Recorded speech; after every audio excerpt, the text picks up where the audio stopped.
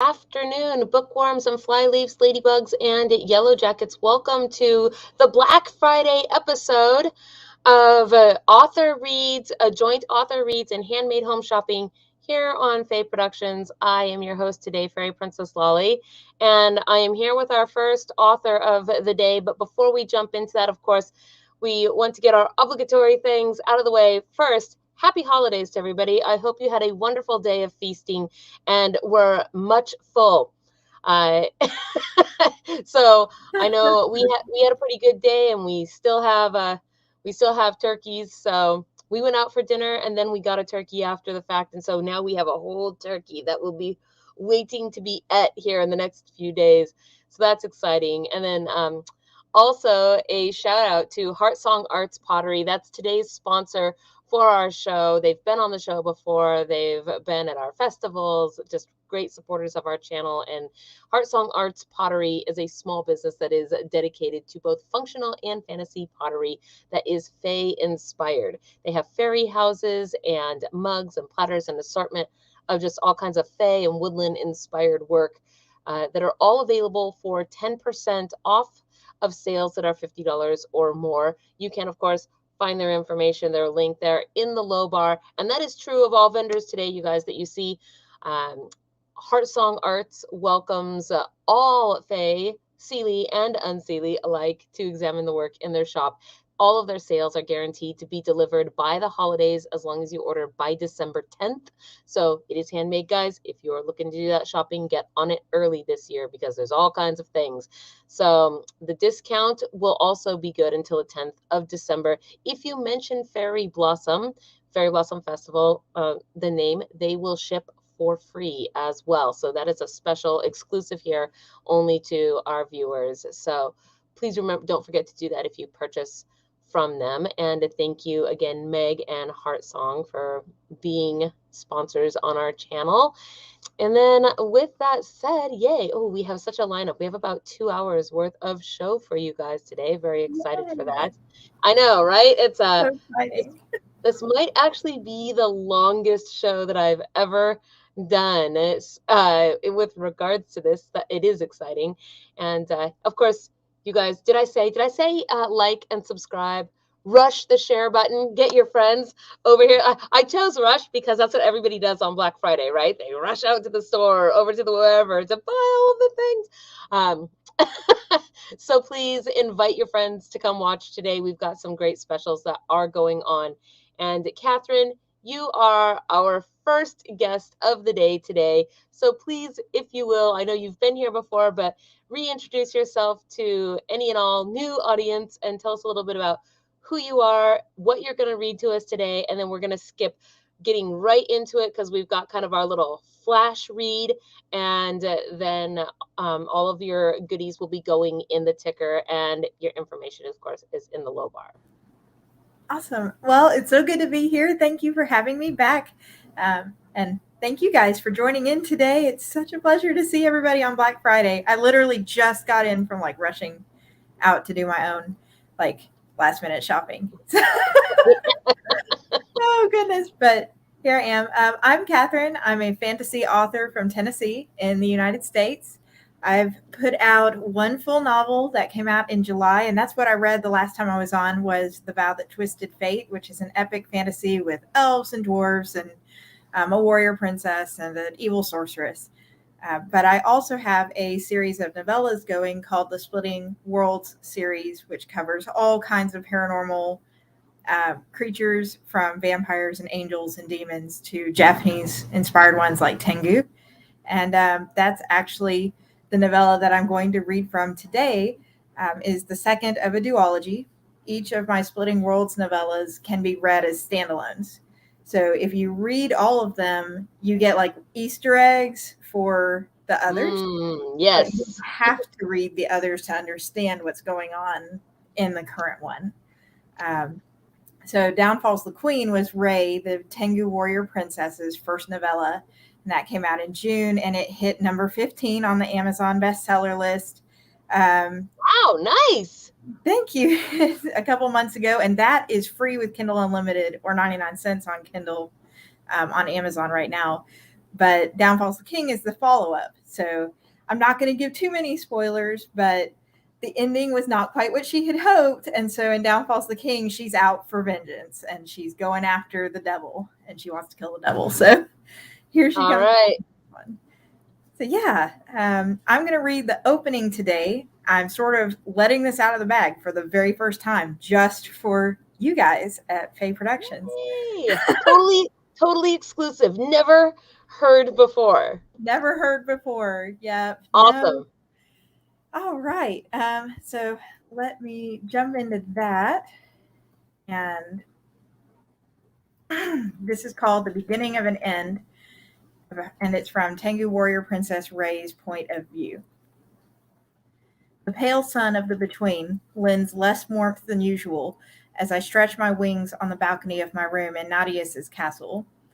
In the 3 months since the demon's arrival in the between, the long-abandoned castle to the easternmost border has been completely renovated in the ghastly Gothic fashion of its new owners. In the courtyard below, ghouls work together to construct a wall to keep out non-existent enemies.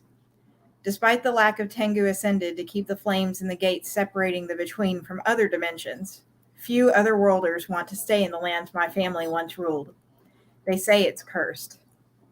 I chuckle bitterly, tenderly stretching out my still recovering legs with a wince. Ray?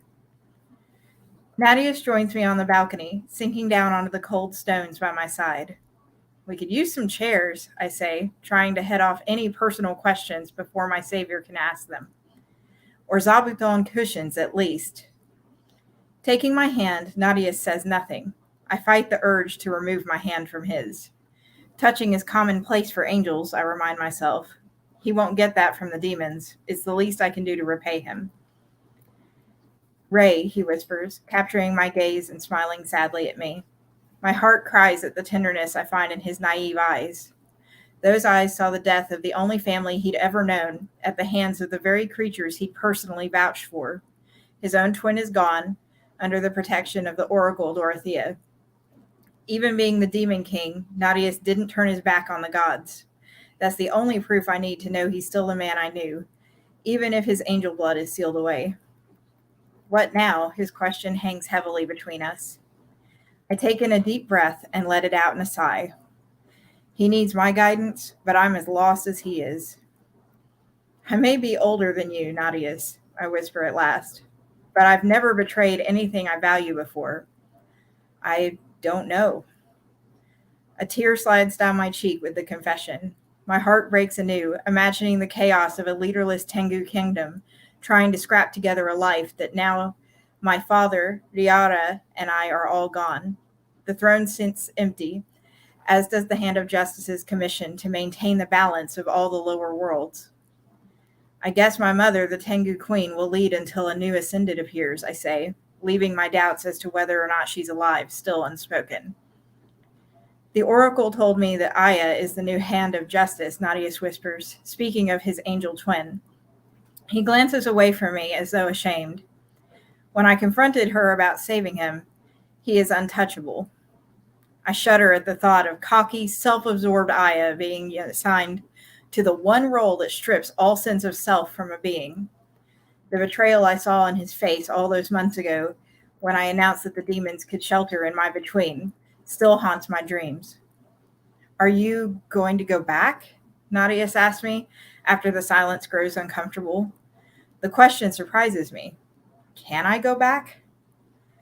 The devil, Lucif's cold, calculating use of a harpy to attack my sister and convince me to burn the body in which my own sister's soul was trapped, cost me everything.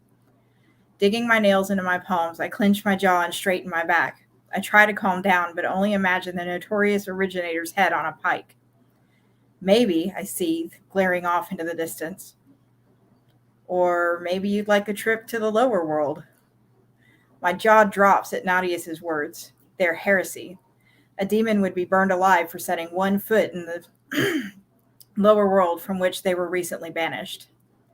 He grins, then stands and gives me a hand up, being mindful to support me so that my knees won't have to strain as hard with the effort.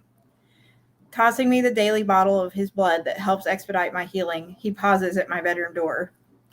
I've been reading some of Draco's of Fathers, books, he says, his smile broad now. And I think he was onto something with this hybrid obsession. Seems like those human angel demon beings have more power than anything. A slight smile crosses my own lips now. Even an originator, I wonder? I think you catch my meaning, he winks at me, then opens the door. I bow before moving past him. It's an old habit that makes him chuckle. Watch your back, Lucif. I'm coming for you. So that's the opening. That is it. That is our little exclusive insight into the book. I actually there was a couple questions out here from the audience. I know that we aren't today, guys. If you're going to ask those questions, they need to be short, sweet questions because we're doing things in about 15-minute segments, and I didn't say that at the beginning of the show. I should have, but let's see. Here was the first one. Have you done anything on Audible? Yes, I have. The Vow That Twisted Fate just came out on Audible a week ago Saturday. Nice. And how do people find you on Audible? You can look for Katherine D Graham, or you can look for The Vow That Twisted Fate. That is what is on Audible.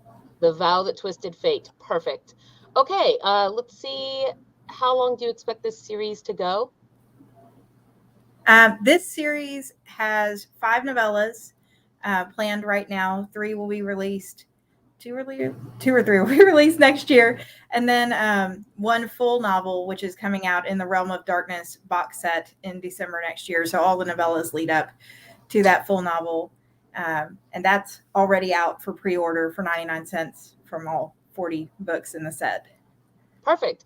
Well, looks like Dorian is going to go get it right now. Yes, so, yes. Yay. Yeah, Yes. Downfalls the Queen is out. Downfalls the King is on pre-order, but I dropped it to 99 cents for Black Friday.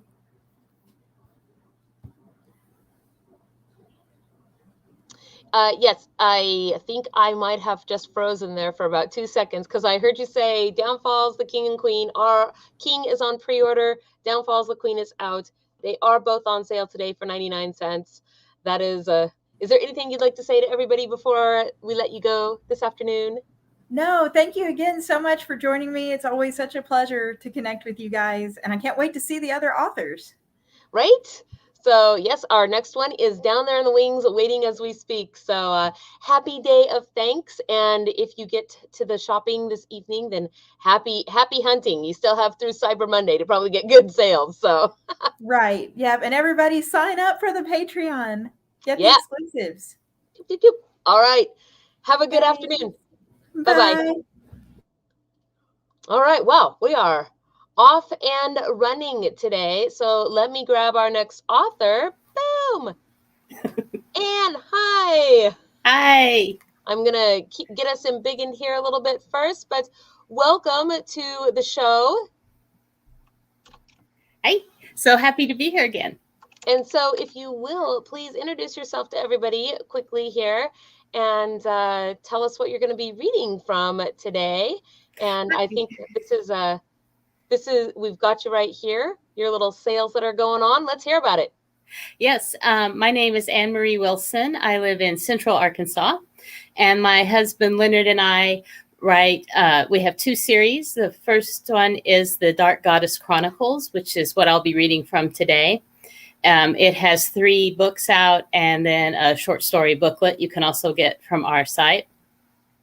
And the second series, and that is fantasy horror, with taking inspiration from mostly European fairy tale elements.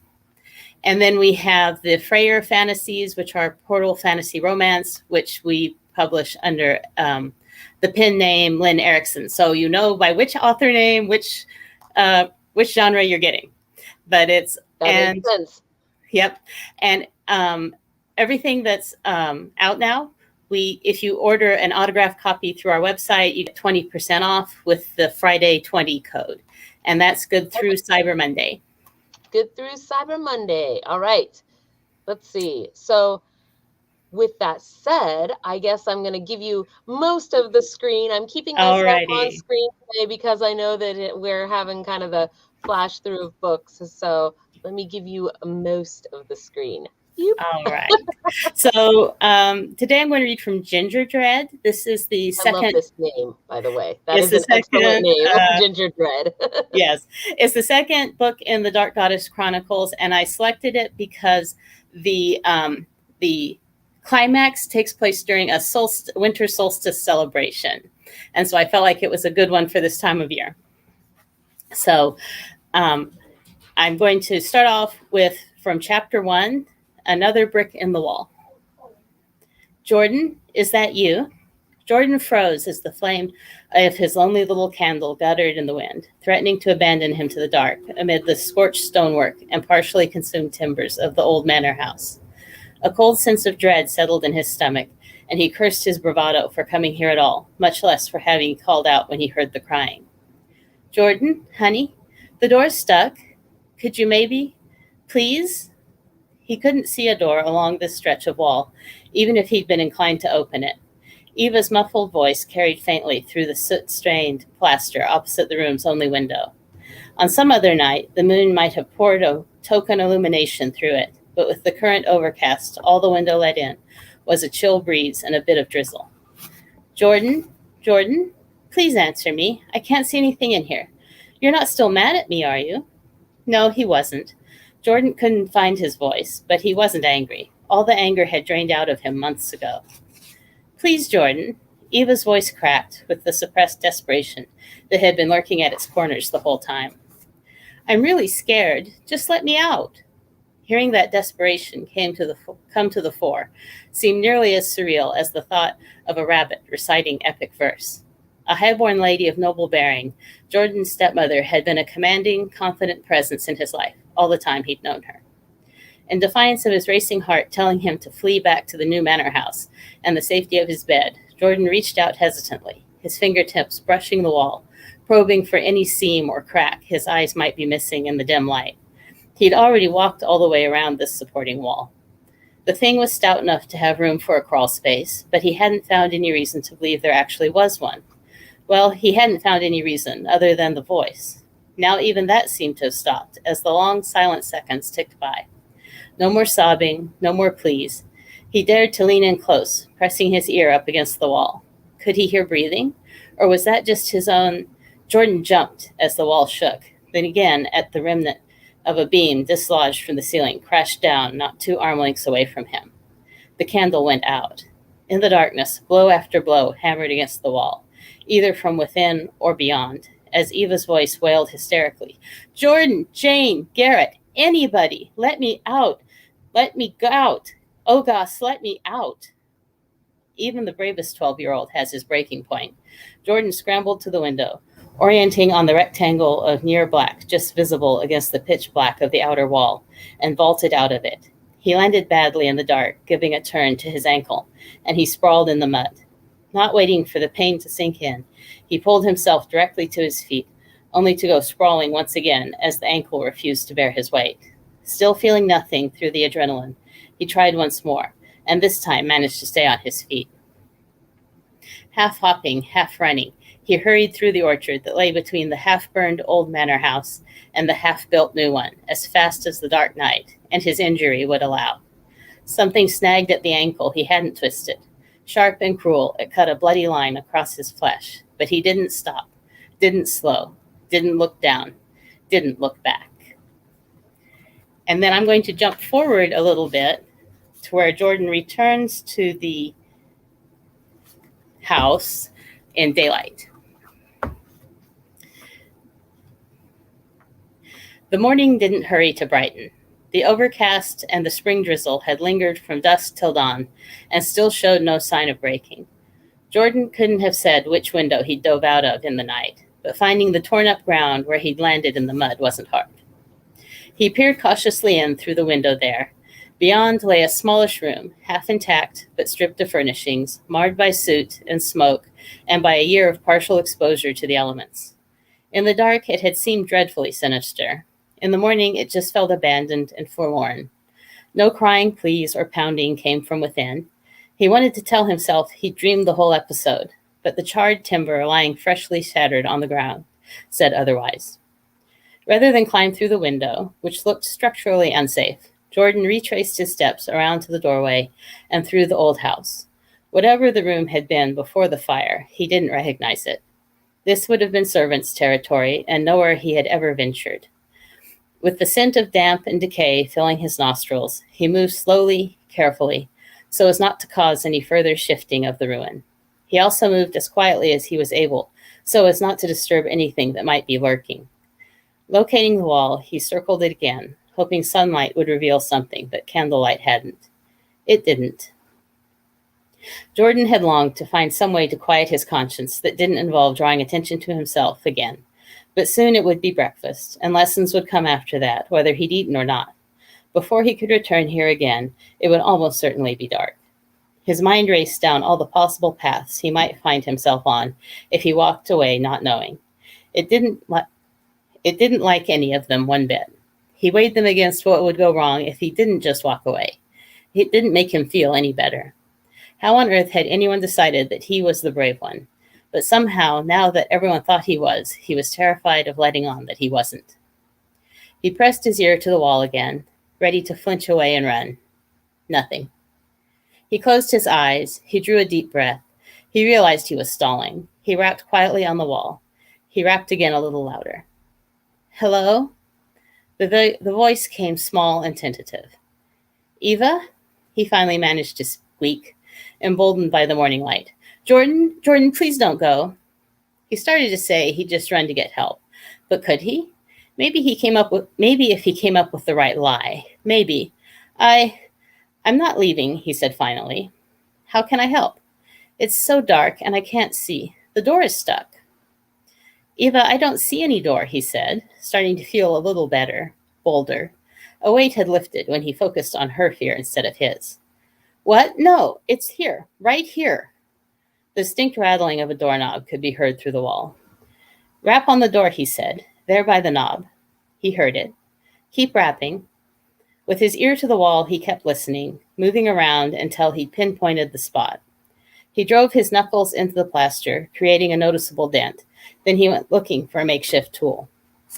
He found it in the form of a jagged piece of stonework that had fractured from the wall. With it, he began to gouge at the plaster in earnest. It crumbled away quickly and easily, but revealed only solid brick behind. Jordan honestly couldn't say whether he was disappointed or relieved, but it was too late to walk away, even for breakfast. It was too late to walk away, even if he missed lessons and they sent a search party. If that happened and they didn't hear Eva, it would mean the willow switch. If they did hear her, though, then he'd pass the whole thing off to the grown-ups. He'd have to risk it. Jordan, it's just a wall, he called back. I still can't see. His voice trailed off, and he hurried once more around the wall, inspecting it, his confusion giving way to suspicion. Hold on, he said, when he got back to where he started, and he began hacking away at the plaster again until he found the vertical seam where the red brick met gray stone. Then he tore at it the other direction until he found another seam. Brickwork less than a yard wide lay between him and his stepmother. Someone had bricked up a doorway and plastered over it. Jordan's stomach tied itself in all sorts of new knots as that fact sank in, then got dragged to new depths as he studied the soot on the remaining plaster. There was no possible way that the door hadn't been sealed off before the fire. Perfect. Thank you so much. Excuse me. Well, so I don't actually see our next author in the wings. I'm not sure where she's at. I hope she is okay, actually. But that does give us time to take a couple of questions if you want to. Perfect. Always happy to answer questions. Right? Okay. So here we have, what parts of your books are your favorite parts to write? Is your favorite part to write? I like getting into the real visceral sort of scenes and being able to bring in multiple senses where I create more of an immersive situation. Mm-hmm. So it's not just what you see or hear, but even smell or things like that. So you said that you do these with your husband, like yes, a joint team.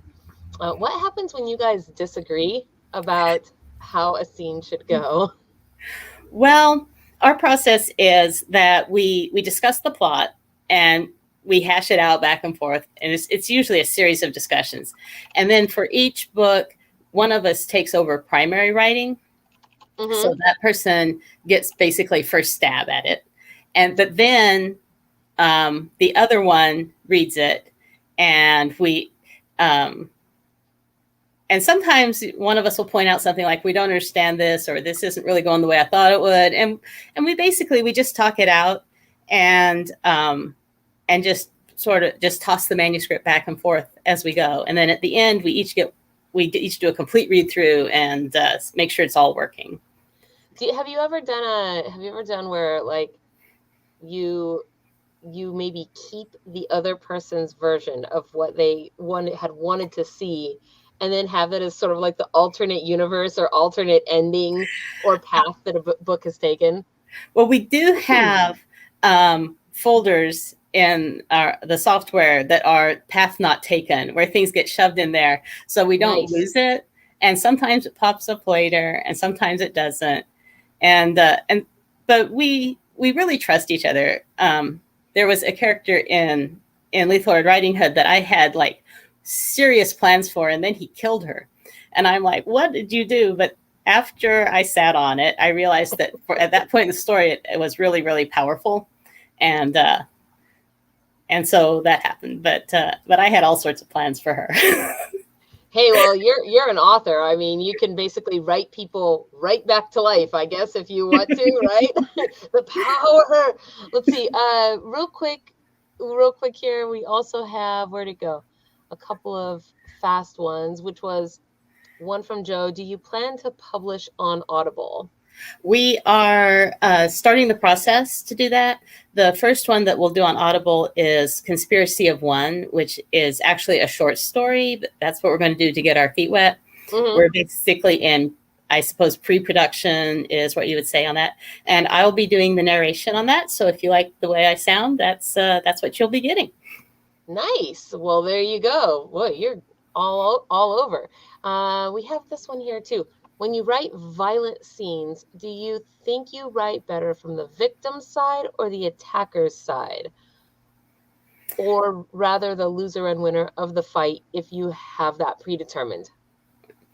Well, we always write from the victim's viewpoint, because it's horror. And if you give too much detail about the attacker, the what we're up against, then that can lessen the horror some, especially the sort of horror that we do. Which doesn't mean that we don't know.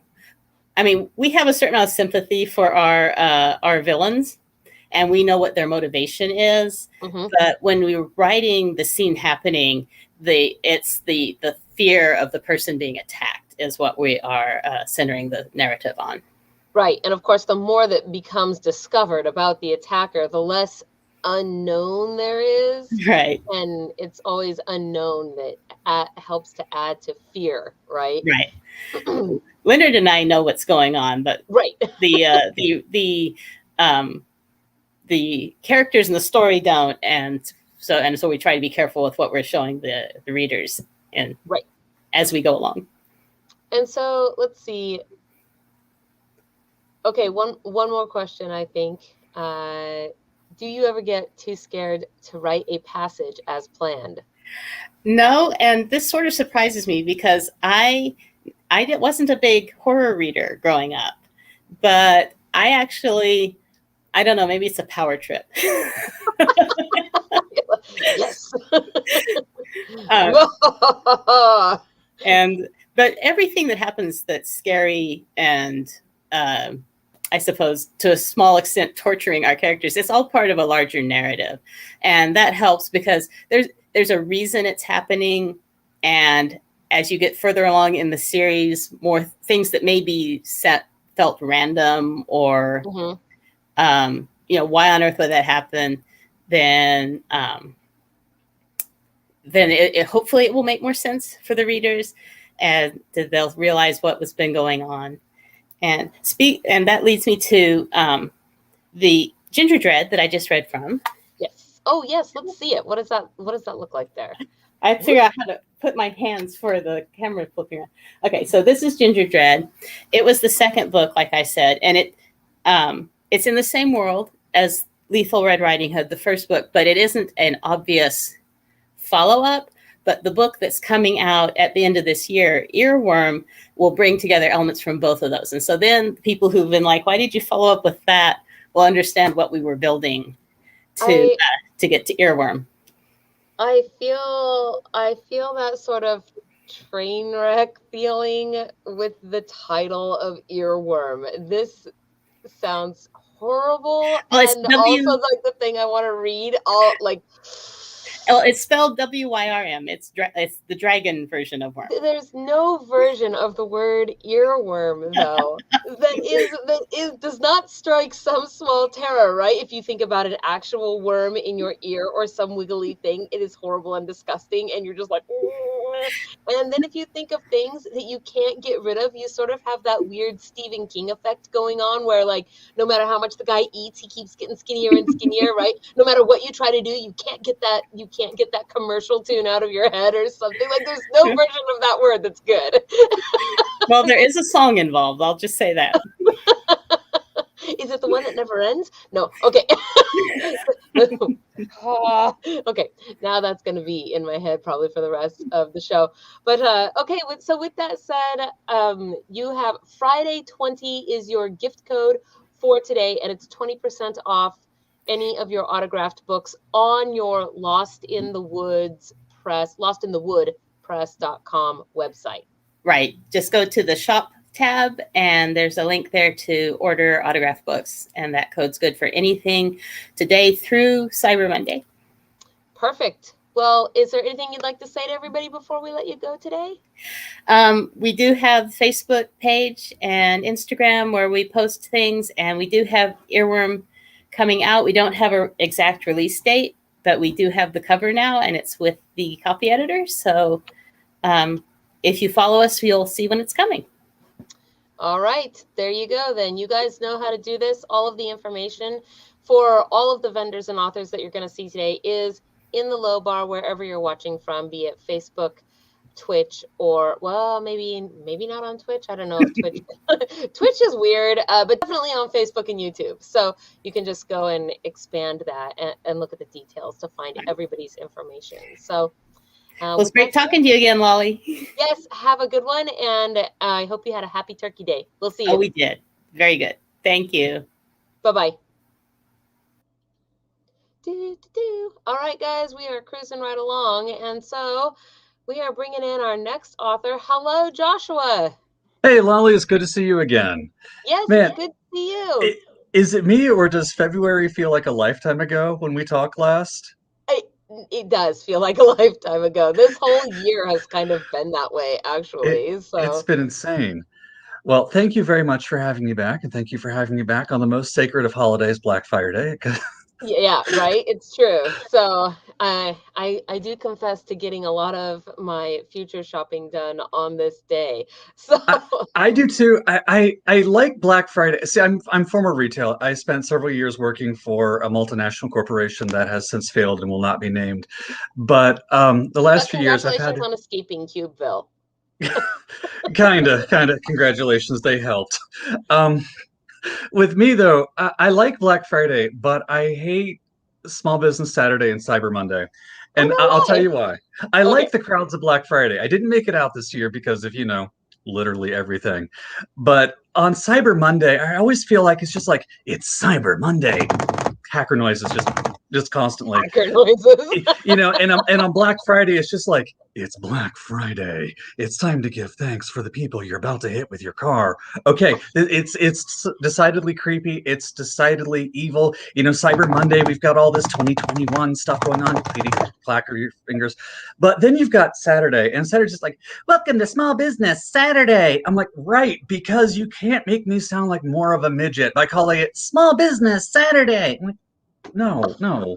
Like, why can we not just? I don't even have a good name for it. It's just like Entrepreneur Thursday or something. I don't know, but can we get something that doesn't make it sound so, I don't know, Oompa Loompa-ish maybe? It's like I try to support my small business friends year round. And I used a great example of it after a convention earlier this year that I did really great at. And I took a video of a sink that I fixed. So I was like, guys, I sold all these books on Saturday. You let me buy a new faucet with this. I don't know what Walmart does with your money, but for me, I'm fixing my bathroom. So thank you. So it's Wow. supporting small businesses is Yeah. really important. But that is in part why I'm here today. I'll jump into reading this in just a second, if you will allow me to be so kind. This Yes, of is course. Insanity's Respite, God, book you 1 make of me the laugh Armance. so much my eyes watered. I'm No, sorry. I'm looking for it. I'm sorry, but not sorry. You won't laugh that much if you read this, I promise. I mean, there's humor in this, but I'm a grimdark fantasy horror author, and I feel like my job is to make you feel emotions, and if you're just moping the entire time through this book, it's not going to have the same impact. So if I don't make you laugh here and there, I can't terrorize you 5 pages later. So That's true. Wow, talk about setup.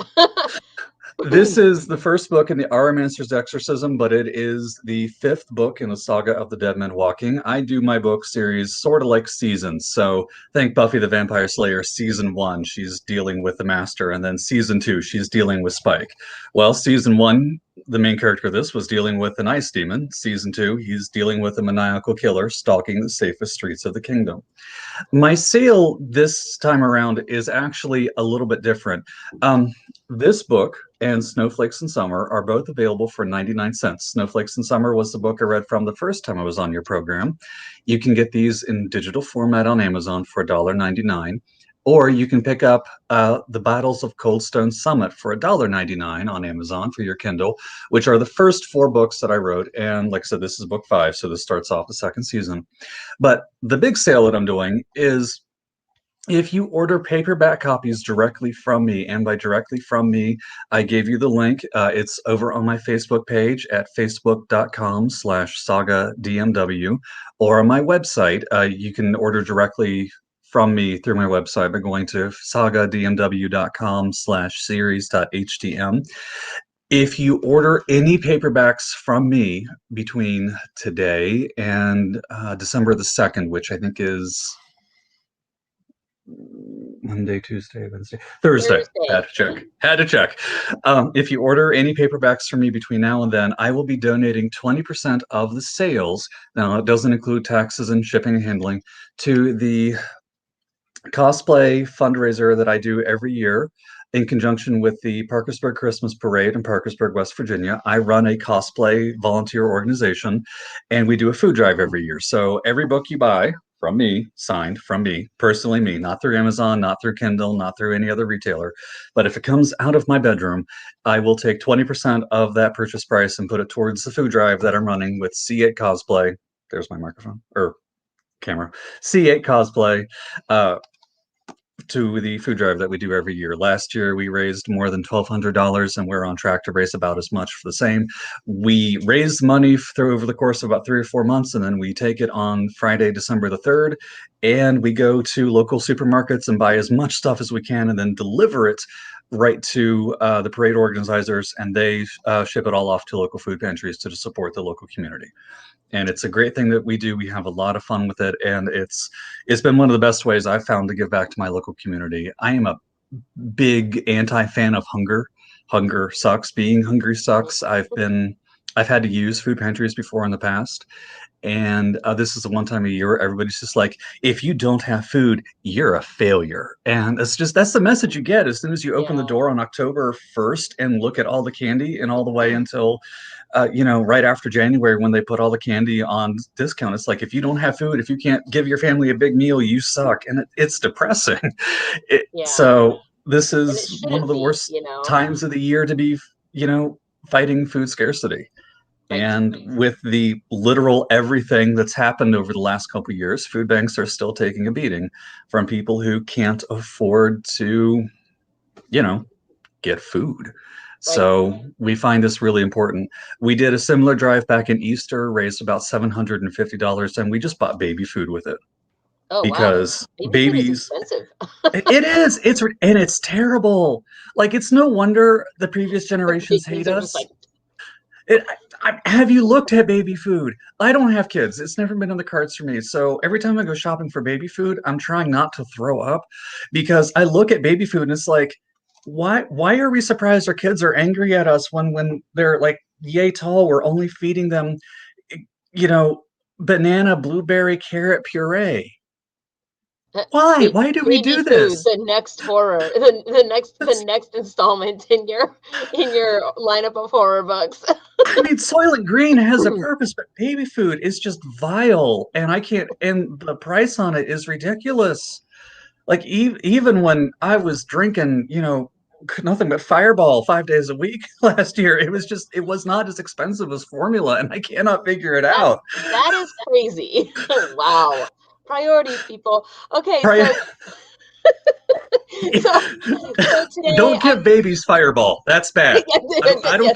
I don't care if you're training a 5th level wizard. Don't give your babies Fireball. There's no version of babies with Fireball that is good. whether that's like Hadouken or Fireball, it's not good. Don't do it. Or the first boss in Scott Pilgrim versus the World. Yeah. I've got my fireballs and my demon hipster chicks. I'm like, do not give them Super Mario fireballs. Do not give them fireballs. No fire flowers, no whiskey.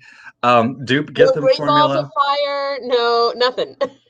So if this doesn't tickle your fancy and you don't want to donate to my food drive by buying signed copies directly from me, if you've got $20-$30 to spare, go buy a single thing of formula for your local food pantries. Every little bit helps. Quick question about this: if folks go and they go to your direct website, not to Amazon or any of the other sites, but to your direct website, they buy a book, signed copy. Can they put, say, in the comments or something somewhere to have it personalized to them or to another person if it's a gift? Yes, absolutely. When you order directly from me, whether you go to the form link that I think I sent you, and if I didn't, I will make sure you have it at some point, or I'll post it on the YouTube channel.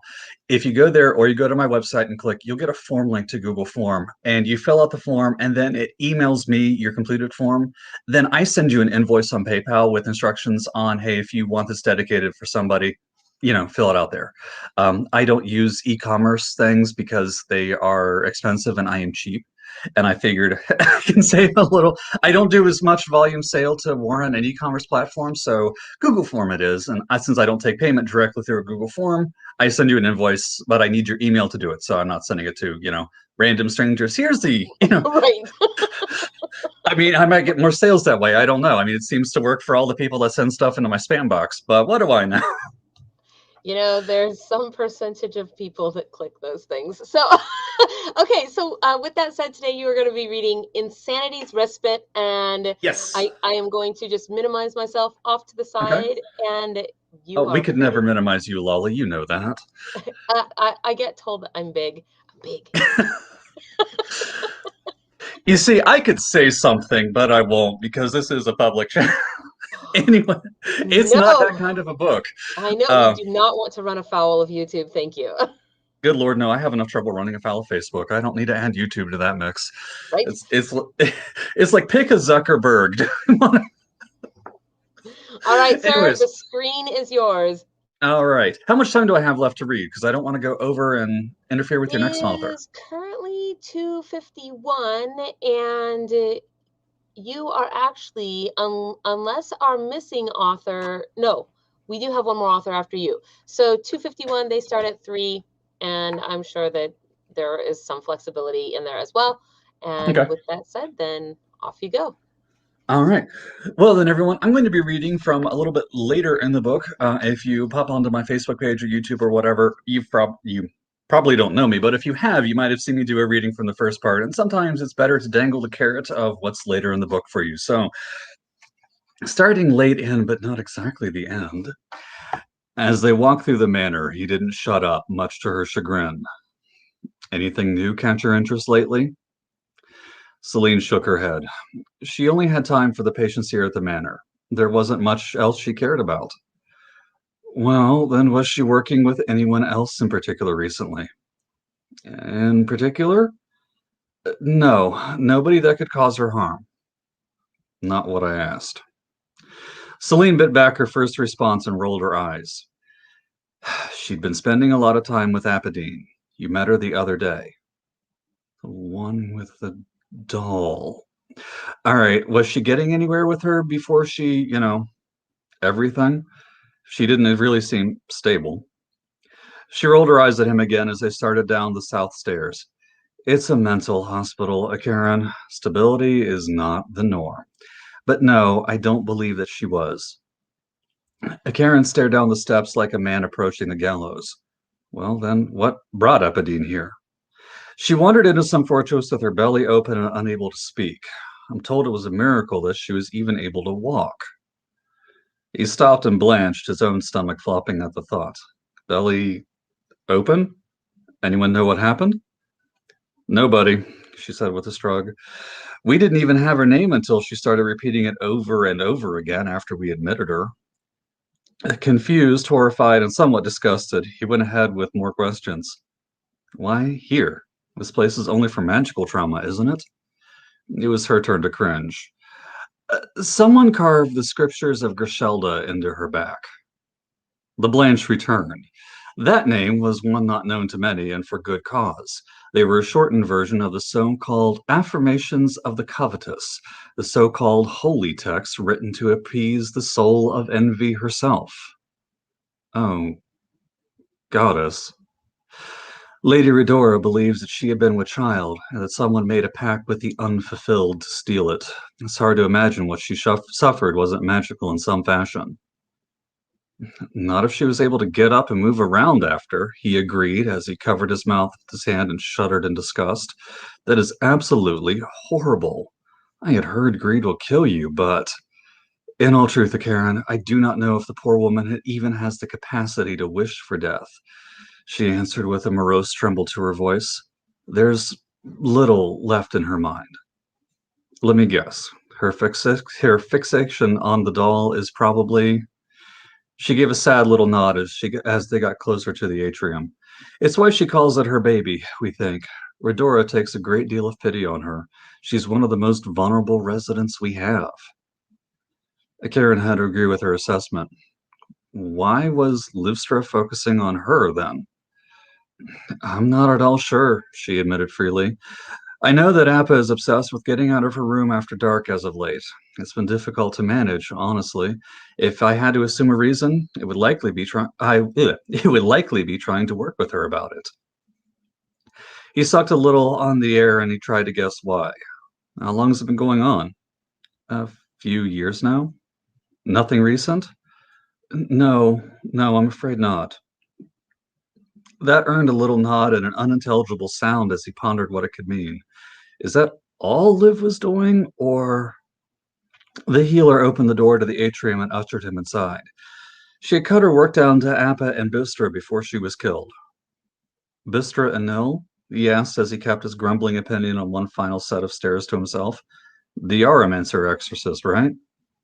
Yes, that's her, she replied before she stopped and pondered something over for a minute. You know what? She did say there was more to Bistra than we understood. She never gave up hope that the poor woman could have a recovery. In fact, she said that there was no reason that she should still be in the shape she is. That was not something he'd expected to hear. Really? Even I know enough about shock to know that it can ruin a person for life. That's the odd thing, she replied as she made her way to the center of the garden. It was still light enough to see without lighting the torches, thankfully. The braziers, however, were still lit and happily burning away. Miss Anil had never shown signs of being affected by the things she faced in the shadows before a sudden break in her psyche one day. Her last assignment was nothing out of the ordinary for an exorcist of her rank. Or so Liv told me. He stopped and tilted his head a little to the side.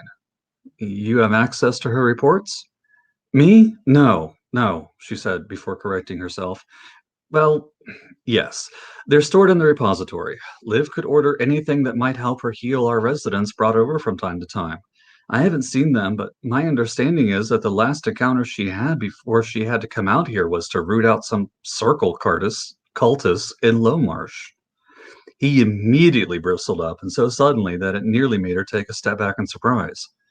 The circle isn't to be underestimated. I can see them causing someone to land here. I did. She whipped her head around so fast that her ponytail slid over her shoulder. Your fight was with the circle? I thought it was an escapee from Frostcell. Both and more. Oh, I didn't realize. It's fine, the exorcist replied as he forced his shoulders to unclench. It was a convoluted mess. It was more Neff directly than it was just his cult. Celine shook her head again and quickly wrapped her hand over his and the top of his cane. No, there is fault. It's my job to understand the situations you were in to help aid you in your recovery. If you've had run-ins with the Plague Lord's followers, then... follower, he corrected, and less follower and more asshole that made a deal and didn't follow through, which pissed rot off. The rest of it was just unexpected corruption. Still, she said with an apologetic smile, I will have to ask for your file again, the one that has not been redacted so excessively. He arched an eyebrow at her and slipped out of her grip. You could just ask, right? How forthcoming would you be if I did? Not as much as you'd like. And on that point, I think my time is just about up.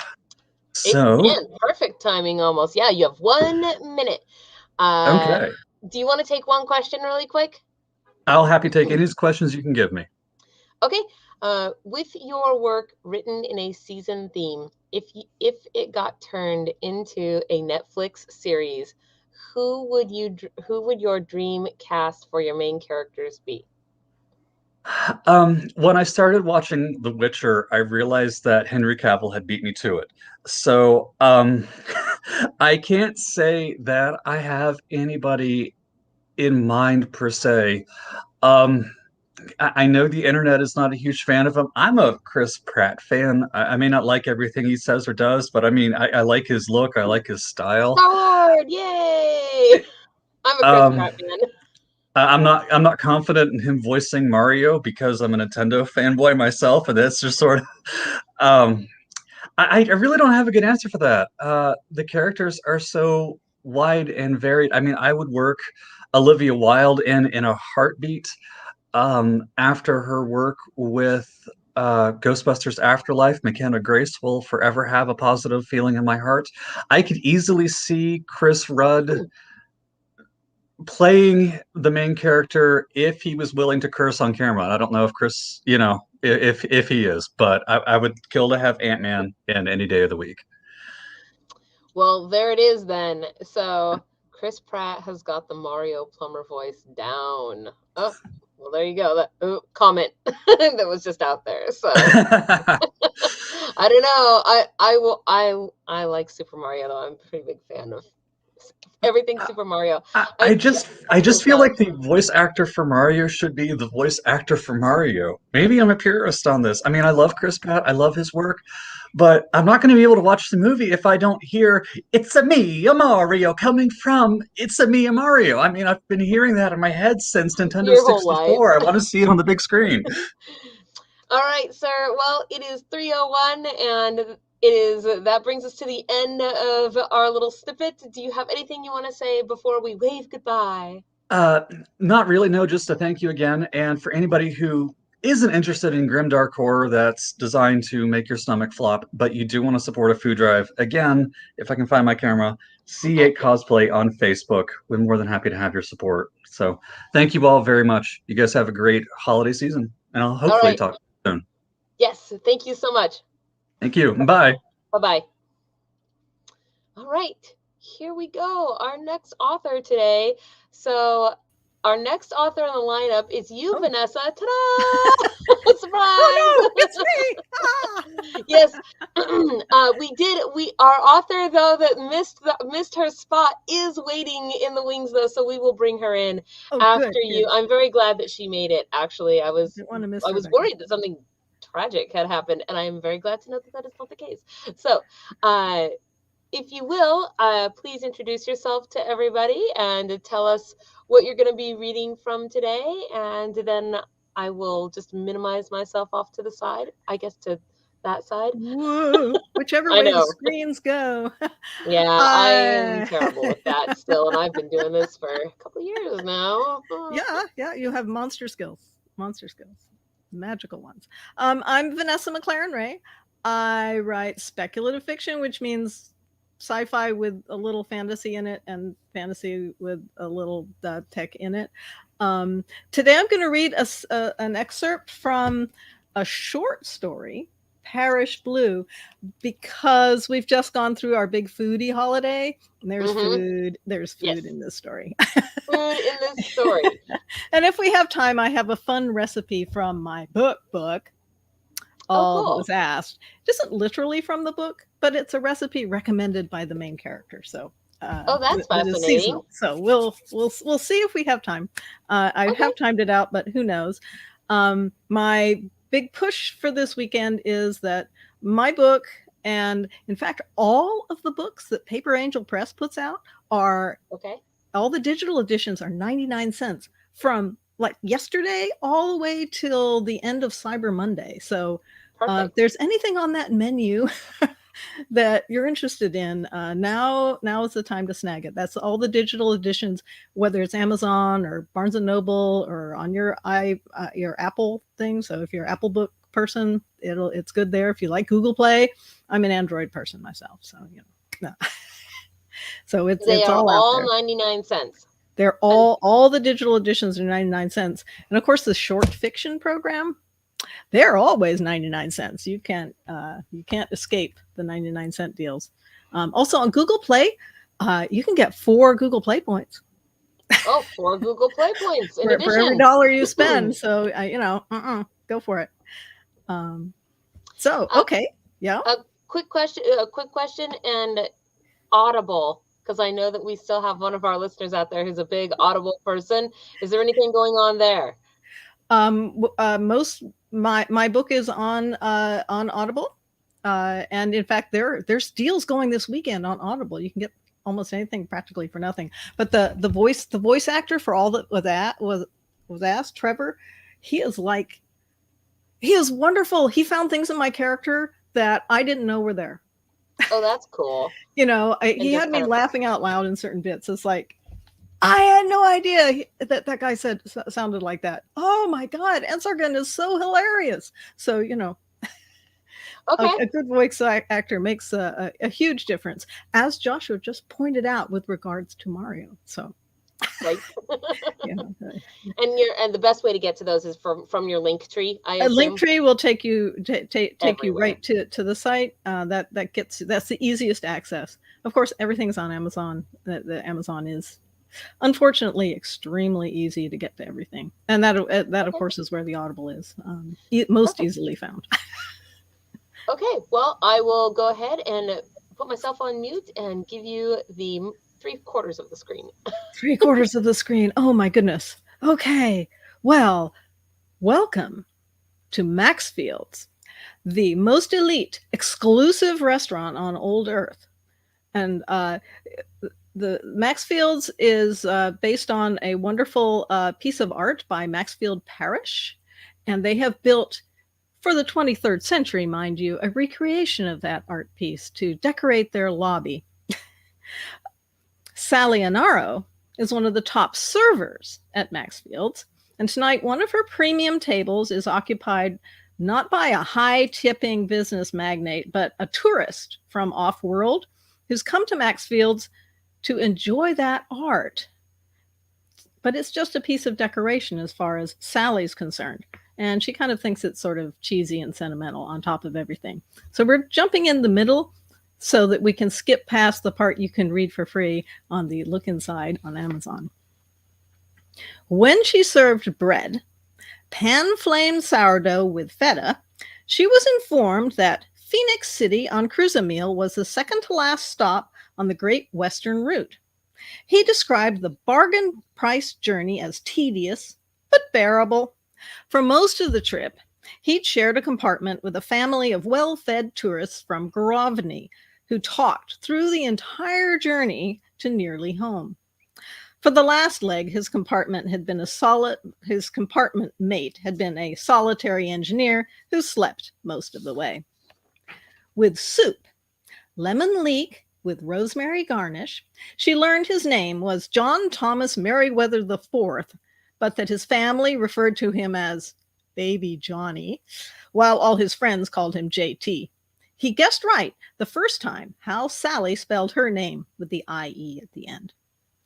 Over a spoonful of palate-cleansing sorbet, lime tinctured with cultured pomegranate, he smiled up at her, the glow of the bio-art wall in his eyes, and said, "Alejandro was right. It is just like home." Distracted by the need to balance the empty soup bowl just so, Sally replied, "The soup? The sorbet?" That made him laugh out loud, a soft, musical laugh that nonetheless triggered sidelong glances and frowns from nearby tables. "The view," he explained. He gestured behind her with a spoonful of golden crystals. She turned, and for the first time, she felt sure now it was the very first time, she saw Parrish's painting. The mountains shimmered with an unearthly aura.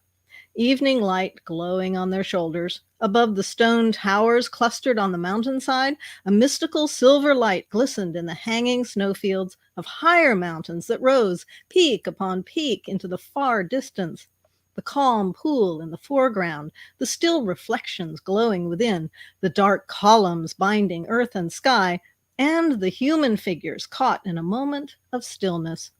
Everything in the image beckoned to her from an alternate universe of light and balance. Sally wanted to reach out and tap the shoulder of that woman in the image, the one who had turned away from the view. "What are you thinking?" she wanted to ask. "Who are you thinking about?" The scene blurred as if a cloud had condensed in the air between her and the image. Sally turned away, dipping her head as though to keep track of the soup swirling at the bottom of the bowl. "Your entree should be ready in a moment, sir." She had a few seconds to clear her eyes while waiting for Chef to plate JT's entree.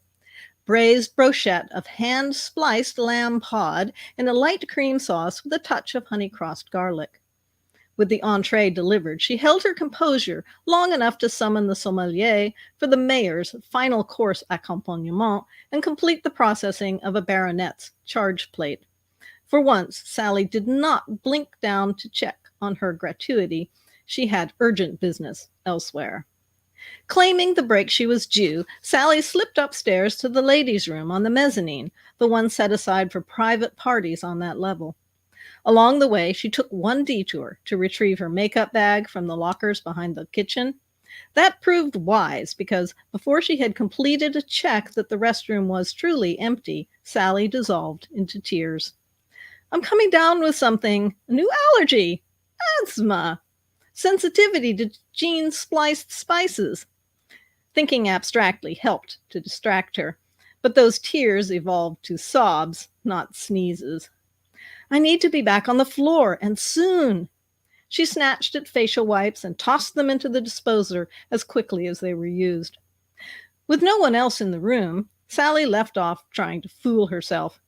"How could that silly painting bring this on? I've seen it 1,000 times." In the half-decade she'd worked in its glow, that would be just about exactly how many times she'd ignored it.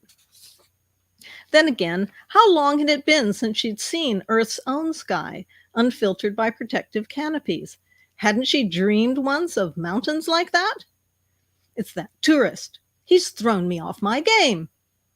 She'd planned to soften an unhappy evening for a bumpkin manipulated by a social climber by treating him like a regular. Instead, the man from Cruz-Amil had treated Maxfield's like his own hometown cafe, with Sally his regular server, or a friend he knew who happened to work there. That wistful expression that flowed over his face when he looked up at the painting. She wanted to know if she had had that expression tonight when she'd looked at it with him. "And you'll have to go get the story." All right. Well, oh geez, you guys goody. are all like so perfectly timed today. And I think I'll have time to tell you a little bit of my fancy recipe. Yes, that would be awesome. Also, there is this question too of what is your biggest inspiration, if you find that you can answer that in the midst of showing us my your awesome biggest recipe. inspiration.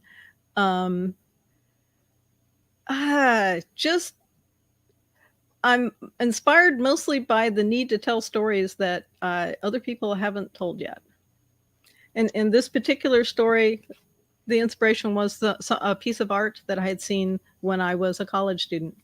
And I just needed to tell people about it. And then there was the story where this girl needed to figure out that the art meant something. I think that's actually kind of cool. It's sort of like the little thing I do where I try to play music that is found in other art. So like paintings with music in them, and then I'll try to figure it out and play it. So oh my, so our art is always a wonderful inspiration.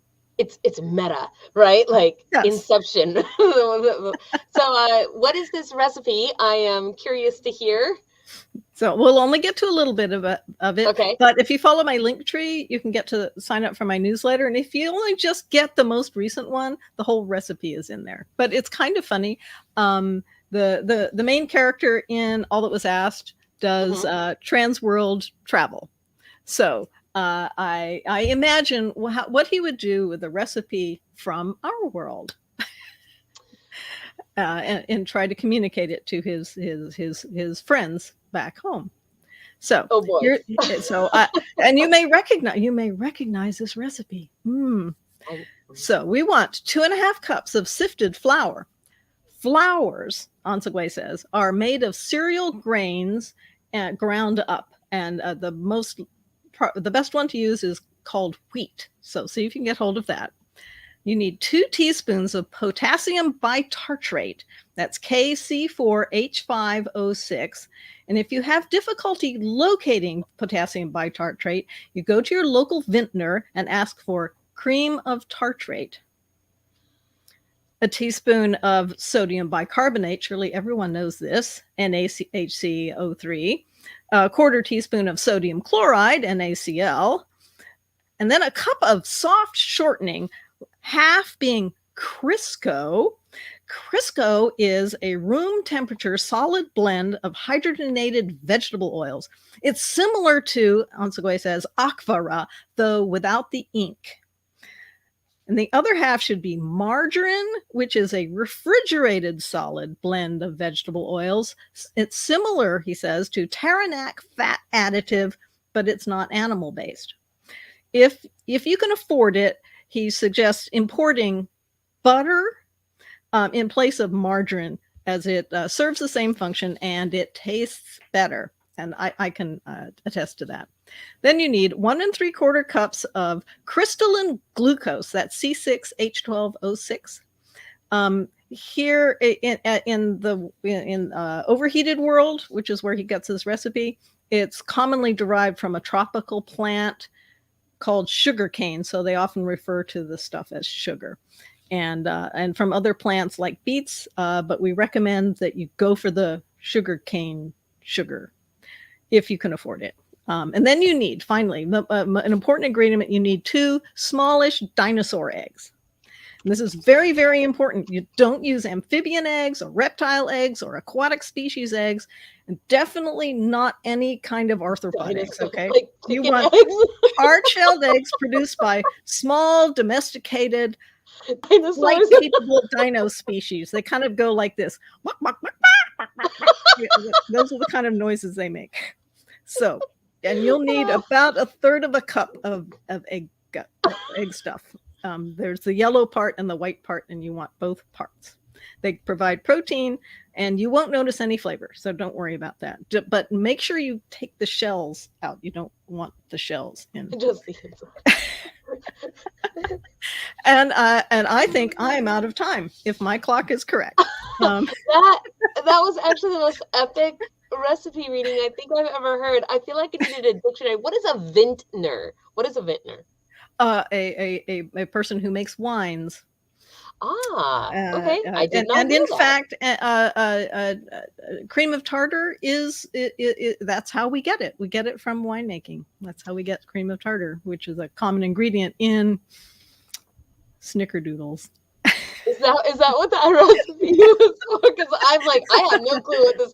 I am not the cooking person, and I just found that description so hilarious because I was like, oh my god, I can't even imagine if I had a weird, otherworldly recipe that it involved ingredients from some. I can't even cook with our own planet's ingredients, let alone translating another planet. So that was super hilarious.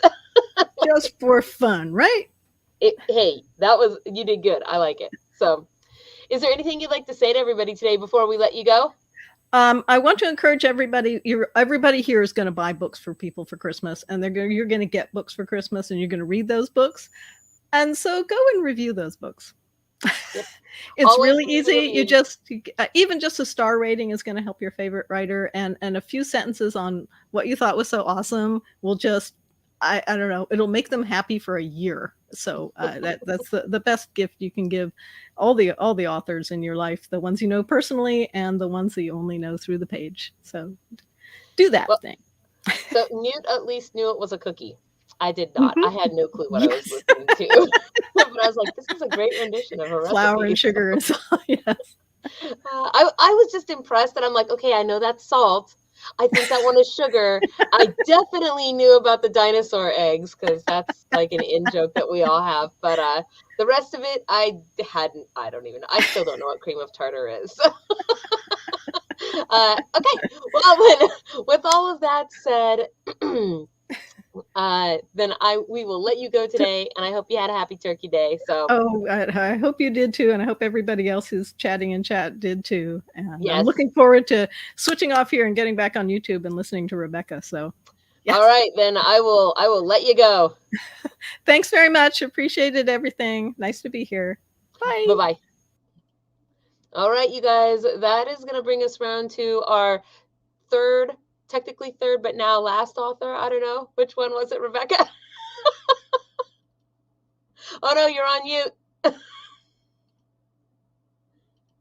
You are on mute. I cannot unmute you. This is weird. Yeah, this is technology for me. I know, I'm dying. It doesn't work. You got it. I was watching it on my phone, and I was logged into the thing, and I was like, why can she not? I don't understand why this isn't working. And it's because I hadn't entered the room. Yeah. That is okay. We're here. We're doing all right. So So we're going to go ahead and bump right along. And Rebecca, what are you going to be reading to us from today? Cool. Well, so hi everyone, and thank you for having me, Fairy Princess Lolly. I appreciate it. You're most welcome. Better late than never. I like bringing up the rear. That's fine. So I have two books I'm going to show you guys. So The End of Hatred is the first book in my paranormal romance. So I'm going to read from that. But I did just want to show everyone the first book in my. I also have a sci-fi time travel dystopian romance series, which is that's called A Paradox of Fates. But I'm going to read from The End of Hatred because it's got demons and vampires and slayers and all that fun stuff. So I figured I would read from the beginning. Yeah. So I figured I'd read from the beginning to like sort of set up the world so people kind of know what I write about. That sounds perfect. And today, just right before you jump into this here, I do want to say, everybody, of course, Rebecca's information is in the low bar along with everybody you see on the show. All paperbacks, signed paperbacks, will be reduced from $15 to $5 exclusively for Faye Productions customers. Let her know that you heard about her from us and get your special signed copies. Rebecca, can they get personalizations on that? Absolutely. So I actually created a Google form just for Faye Productions, and I made a little bit.ly link. I'm going to put it in the comments. Yes. Actually, I will have to put it in the comments, and okay. I have it right here though, so I'll do that right now for everybody watching. Yes. Yay. And you, my lady, I'm putting myself on mute, and you can go ahead and read. Okay, great. Yeah, anyone who orders a paperback from that link, and I customized it for Faye Productions, you can put in what you want personalized, and I will make it out to you personally. And also, because I know you guys have been asking about Audible, all of my books are on Audible. So please go to Audible and search Rebecca Hefner, and you can listen to them online if you would like to do that, or whatever, you can listen to them if you would like to. So, okay, so I'm going to read from The End of Hatred. It's book 1 in my fantasy paranormal romance series. I created the world. This is probably hard to see, but I made a map. And so I sort of created a world for this series. So I'm just going to read to you from the beginning so you can kind of see the world. Okay, prologue. The goddess could remember the moment of creation with great clarity. 1 minute, there was nothing, and the next, consciousness. Breath made of unseen particles filled her insides, and she was alive and whole. Waking to her experience, she saw the parallel universes as they multiplied and expanded beyond infinity. Out of the multitudes of universes, she was thrust into her own single galaxy, her own planetary system, and finally, her own solitary world where she would reign supreme in perpetuity. The goddess Etheria was roused and resolute. Knowing she had been given great power, she began to build her planet with care. Tall, sweeping mountaintops crested with snow, which melted to form powerful rivers that flowed to the valleys. Luscious green trees filled the atmosphere with oxygen. Powder puff clouds absorbed the moisture in the blue atmosphere and returned it to the soil with loving care. Etheria's earth was thriving. But being a goddess was quite lonely, and she found herself longing for companionship. She would breathe out long sighs in solitude that whipped the tree branches for hours and caused the waves of the oceans to slap upon the shores. When she could take no more, she created intelligent life. With immense concentration, she spawned the Slayera, and they were beautiful. Gentle, loving creatures with no room in their hearts for hate or conflict. Etheria blessed them with immortality, and since they had nothing to fear, they were assured to live long lives in the infinity of the universe. Or so Etheria thought. Shortly after the creation of her beloved species, the universe made its displeasure known. Etheria had created a flawless species, but she, being imperfect herself, was not allowed to create perfection from imperfection. This would cause a great imbalance. Etheria begged and pleaded with the universe to save the Slayera, and it took pity on her. She was permitted to create another species of immortal, one that would counterbalance the Slayera. With her heart full of gratitude, she created the vampires, huge, hulking creatures skilled at fighting, combat, and strategy. They were all things that were absent in the Slayera. At the universe's command, she made both species interdependent upon each other.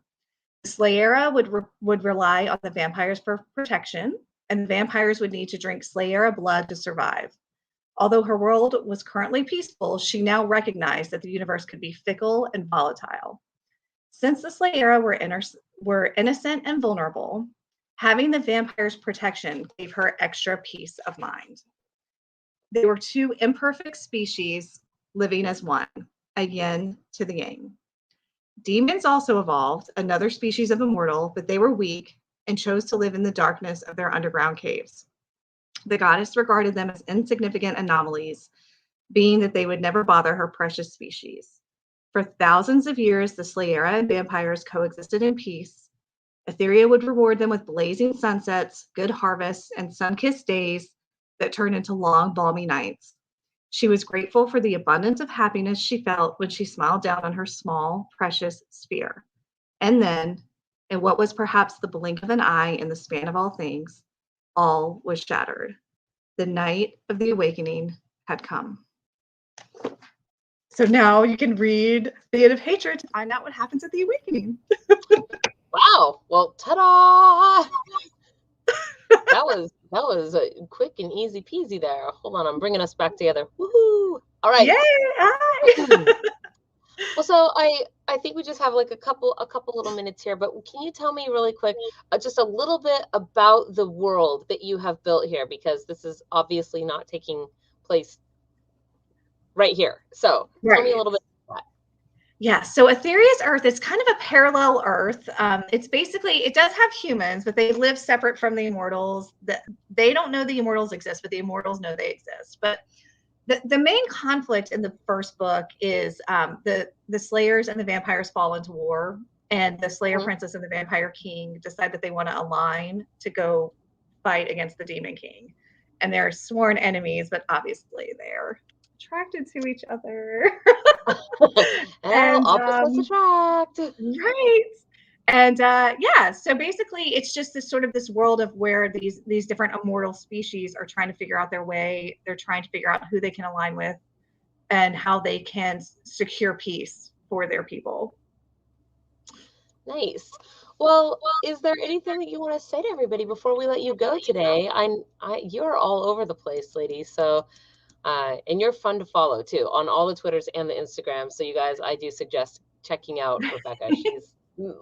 She's fun to follow. Thank you. Yeah. Oh my God, I love TikTok. For someone who doesn't like technology, I'm all over TikTok and Instagram and everywhere. So I like to make a lot of videos. I'm obviously I'm a huge dork. So yes, follow me everywhere and you can see my dorky videos. And sometimes I go live and I bring people into my lives. And I recall one with your next door neighbor. Yes. Oh my God. That one was great. He's such a good sport. He's in a lot of, he's like, oh my God, you need me to make another TikTok with you? And I'm like, yes, please. I just repay him with wine. He's nice. That is excellent. I am trying to get the TikToks down. I've done 2 TikTok videos, but they're just little videos. And so now I have to figure out how to kind of do the splicing and the thing, and I have to go to the next level, and I'm scared. It took me a while. I mean, obviously, as we saw today, so it takes me a while to create things like that because I'm not great with technology. So it takes me a while to figure it out. But I will say that the good thing is once I figured it out, so I feel like for you, if you just play around with it a little bit, you'll eventually get it. But it takes time. Yep, that's how I'm understanding it. So, all right, my lady. Well, thank you so much for everything, you guys. I'm just going to remind you again, we have our own very exclusive little link. I put it into the comments for everybody where you're watching on Facebook and on YouTube, and then it should also be in the low bar as well. But all the signed books, $5 for you all only today. So, thank you, Rebecca, for doing that.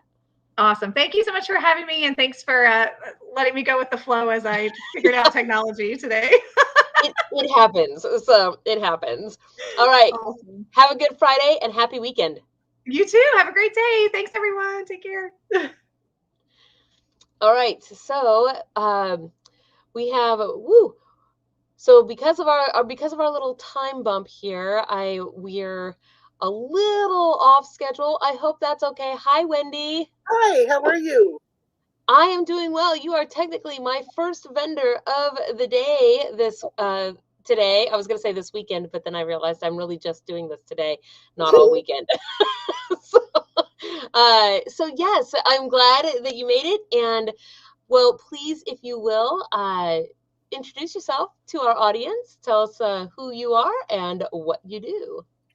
I'm Wendy Wilson, and I, with my partner, run Magic in Your Living Room, which is a store of ritual and magic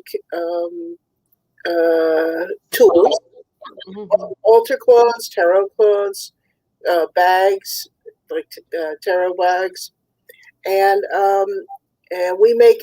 I design all of this. This is all my art. And my partner and I do all the sewing and construction.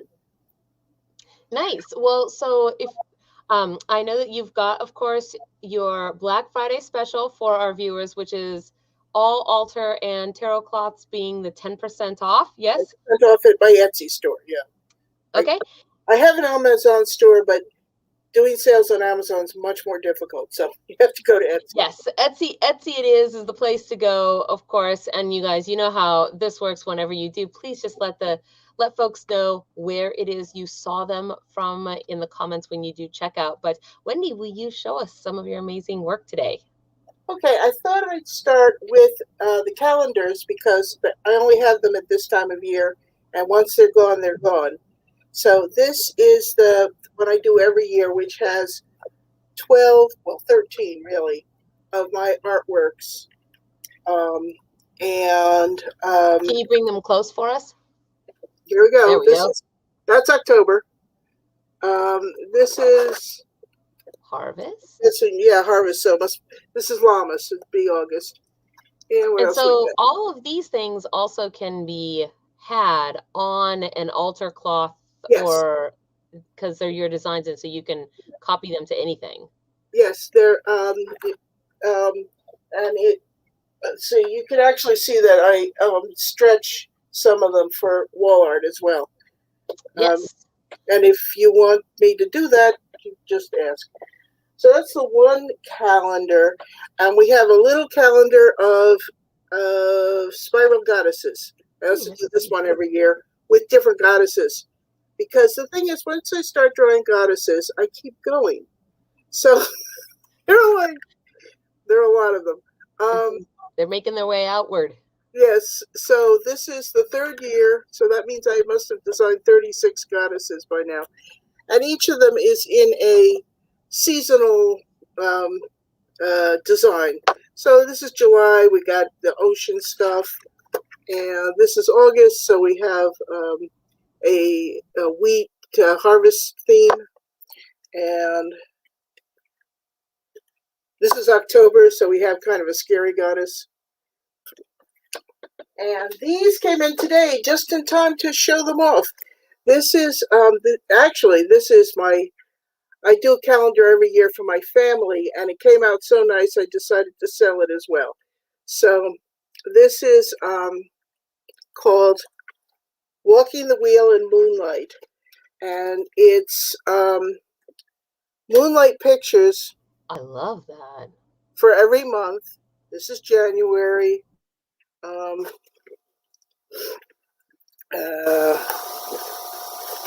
This is May.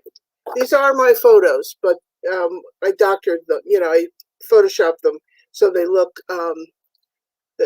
more nighttimey. This one is November. I live very close to the Delaware and Raritan Canal, which is no longer used as a canal. It's a state park or federal park. And I used to drive it to work. So I used to stop and take photos. So I have literally hundreds of photos, and I picked 12 of the best and made them look like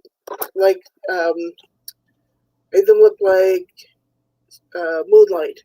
So they're beautiful. Thank you so much. Yeah, I super loved that January one with like kind of the icy looking trees in it. Yeah. This is February with the reflection on the actual canal. Wow. This was the most fun I've had in a long time, actually, with making this. So that's the 3 calendars that I did this year. And they all have all of the pagan, Asatru, Wiccan holidays on them. And the moonlight one also has the moons on it. I forgot to put that on the basic pagan one. So that's the calendars. We're also doing, a bunch of altar cloths, tarot cloths with Yule type designs. That one's the Holly and the Ivy after the song, The Holly and the Ivy, which is supposed to be a Christmas song, but it's really pre-Christian. Oh yeah, very much so. Yeah, and you can even hear it in the refrain. So I did an altar cloth to illustrate that. There's a Yule pentacle there. This is a lovely one. Everybody likes this one. It's just called Winter Night, and it's just a full moon through a tree design, like a fir tree. Through a fir tree, but it's meditatively easy. You can just sit there and meditate on it. It's nice. So, that one is beautiful. You have so many beautiful designs. It's also nice as a tarot cloth because it doesn't. it doesn't compete with your tarot card because it's understated. And maybe one more Yule. One more Yule. One more Yule. This is the piece of Yule. Ooh. So it integrates a pentacle, a peace sign, and it's all done in holly and pine. And this is actually was the cover to, I think, last year's Yule celebration for my circle, where we put down different plants and talked about their relevance. You know, pine and holly and ivy and mistletoe, and their relevance and what they meant for the Yule celebration. You need to remember to get in on our Yule card exchange this year. Well, I actually just send them out. So there's not much exchange there. I just like to send everybody that signs up to get a Yule card from me. I do the sign up because it's how I remember and get everybody's information in one place. And then I send them out. You have to do that. Okay, I sell Yule cards too. I didn't put them up here, but I do sell. Oh, you do? Oh, can I see them? You don't. Maybe. Do I have any around? I mean, 'tis the season for the card sending, right? Yes, that's right. That's right. Let me check. Are they out?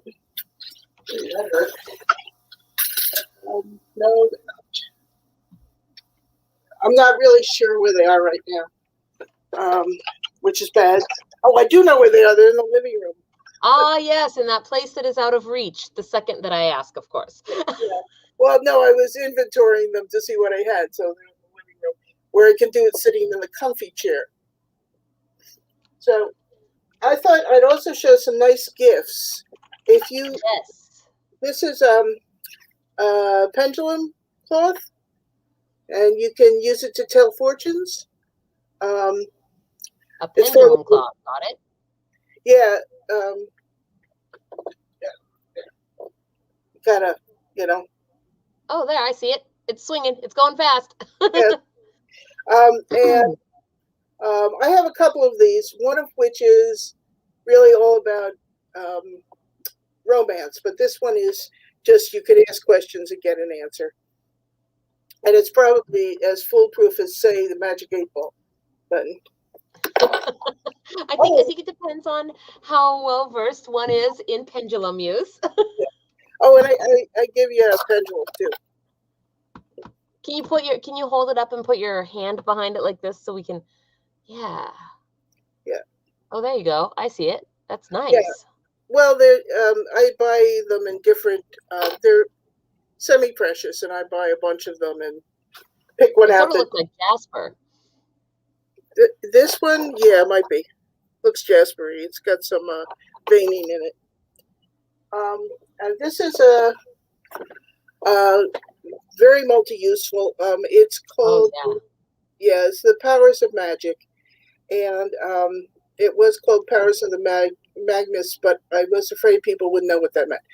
So, because I'm not sure I know what it means, but this would be good for like a tarot cloth or for spell work, I think, and also year-round altar cloth because it's got all 4 directions on it. Right. Well, it is 3:40, and so that kind of brings us to our time. I know we're doing short little snippets today. But that's why I started with the calendars because I want everybody to see them. And because basically when they're gone, they're gone. They're gone. End of the year thing.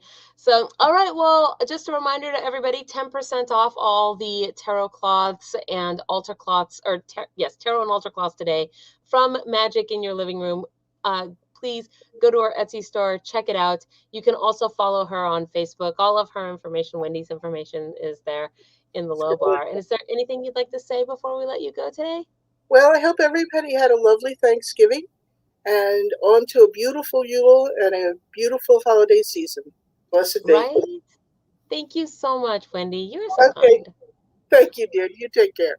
Bye-bye. Bye-bye. All right. So we are moving right along. And our next vendor today Hello. Hello. Hi, how are you? Good. How are you doing? I am doing great. You are so festive. I love your. I've been staring at your tree kind of down there in the wings this whole time because it's shiny. I know. We set it up around this time each year. We just have a good time getting ready for Yule, and we're as ready as we're gonna be. So right. We sadly we're not doing a tree this year because we have a whole bunch of other things that are going on in the household that are just make a tree too crazy. So, I totally understand. Which makes me sad because I love my trees. So I have two now. They tried to convince me briefly to get a black tree this year and to go to kind of go with the Death Star, Star Wars, black tree, right? Oh well, because we have a rainbow tree that we call the Diversity, and then we have a very Princess Lolly tree that is just 6 feet of pink. Oh, beautiful. I love it. I love it. That's my favorite tree. Oh, cool. But yes, please introduce yourself to everybody and tell us what you do, and then I'm gonna give you 3/4 of the screen to show us some of your work. Okay. And I did send some pictures. Otherwise, I did post everything on my Etsy page. Okay. So should I pull that up then? Yeah, that'd be great. So. We're gonna focus on the ornaments this time of year for Yule and solstice and get everything going. So, right, I am running some Black Friday specials, so a quick talk about that. Okay, so normally, like on Etsy, they have the 30. If it's over $30, it's free shipping. With my Black Friday special, if you do purchase over $30, it's going to be priority shipping, so for sure it'll get there on time. So, yes, yeah.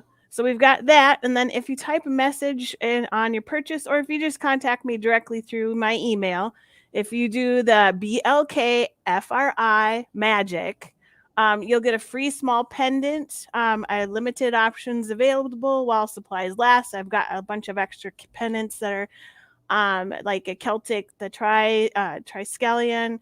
I've got some Moon Goddess. Some of it's already on my site, but I do have some extras. So I was hoping that might be fun. All right, here we are. Okay, so if you go to the ornaments section on my site. Okay, ornaments section. Yeah. Let me look for this here. Sure. Right here. Got it? Yeah, excellent. Okay, so if you go to the Yule deer up there. I love this guy. He's cute. This is going to be weird because Etsy always opens in a new tab. So whenever it's okay. Whenever I am big in though, I have to stop sharing and reshare my screen really quick. So give me just a second to pull the right one up. Sure. And I should be relatively good at this after doing it at least once a week for 2 years. So hopefully. That looks great. See? It does. He's super cute too. I like this guy. Oh, thanks. He's one of them. He says Yuletide greetings on there, and he has silver and gold to represent both the oncoming sun and kind of the winter scenery. So he's very shiny. He'd go perfect with any shiny decor. You could just send him to friends and family as part of a Yuletide gift. And so we've got him there. Yeah, I just wanted to show that what it says specifically. There we go. So we've got him there. And then the next ornament that I have is I spent a little time doing some getting ready for personalizations. Okay. So it's always nice to have something personalized. You can do the solstice greetings. That's the most colorful. Oh, I saw you like the Bah Humbug. I did because Count Morbid every year, it's like he's our Scrooge essentially. Totally. And one year we went and did winter solstice, and he was all Count Morbidity out, and he found a Scrooge at the Winter Solstice Festival and has a picture with himself in this Scrooge. And so I'm like, and he like his Christmas hat is black and everything. It's great. So I'm like, oh, that would be like a perfect gift for him. But so which one am I looking at here? The Solstice Blessing. I appreciate it. The Solstice Blessings. This one. Let's see. Okay. That's my special color. And that one is personalized. It comes in large and small. The large is 4 inches by 4 inches. The small is 2.75 by 2.75. And so it just is like the first oncoming sun from solstice.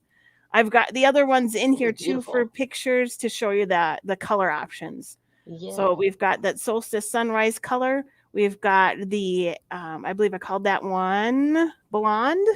Yes, that's blonde and blue. And you can see the engraving can be just a natural engraving or the silver and gold. And then, yes. Yep. And if your name is your name family, you're already set. Family. Well, yours is already made and ready to be shipped out to you. Exactly. You just have to go purchase it. Right. So that one is the blue. And then there is, the one on top is called caramel. And then the one on the bottom is green. And they do say different things, but it's more of just a color options that you have. So when people go to buy this, is there it's in a checkout option, or it's just part of the ordering process to put whatever personalization you want? It's part of the listing. So it gives you like 365 characters, but but it'll just, and I specified saying and then your whatever name it is, and then family underneath. And I'll format it so it fits in there, and I can get it sent out to you. It usually takes about 3 business days at the most to get it cut, stained, and ready to go. So perfect. Yeah, and I do. If you see on the front there, I will have listings for just the plain, without personalizations too, in case you don't want that on for a family. Okay. Just to send out. So. And those, the large personalized are 18 and the small personalized are 15. And then the large plain without anything on it is 12 and the small is 10. So, and then the options that we have are, if you want, we can do they're the same pictures. It's the Yuletide greetings and the season's greetings too. So any one of those. And yes, and then of course we can absolutely go to the Bah Humbug. Like it started actually last year for 2020. Yeah. That seems pretty on par, right? Yeah. Like, they sold pretty well. So and because I think we were all kind of feeling that last year. So I think so. I'm just gonna embiggen it really quick. This is super cute. Are you able to personalize this? Because I know it doesn't say, but that one, I'm not selling it personalized, but if you send me a message, I will personalize anything. It's not a big deal. It just like I said, it takes about 3 business days to format it, cut it, and then have it stained. So I might have to. We can. We're done with the show today. No problem. I hope he's not watching, by the way. Look away. That's right. Look away. Look away. But it seems so perfect for him. So absolutely. So, and then an example of the pendants. If you went back to my site and then looked on the pendants, you can kind of see my extra. Here we go. So those, I've got a few of those to choose from. So it would be any one of those pendants that you would see. If you type in the BLK magic. Yes, and I that is going there into in the ticker. It should be down there in the ticker anyway. BLK magic. Yes, all one word. Yes, I guess I can do this actually and make it a little bit easier, maybe for people if you don't mind. Oh yeah. Let's see. I'm just gonna adjust your screen name really quick. Okay. I think that'll. Let's see. It's a little long. There. I think this will do it. No, is it not? Is it not showing? It might be too long. That's maybe why it's not doing it.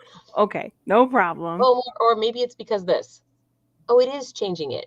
It's right up there, but it's underneath you. This is what I need to change. Hey, I'm changing. It's like I don't even know how to. Oh yeah, there it is. Let's try this. Nice.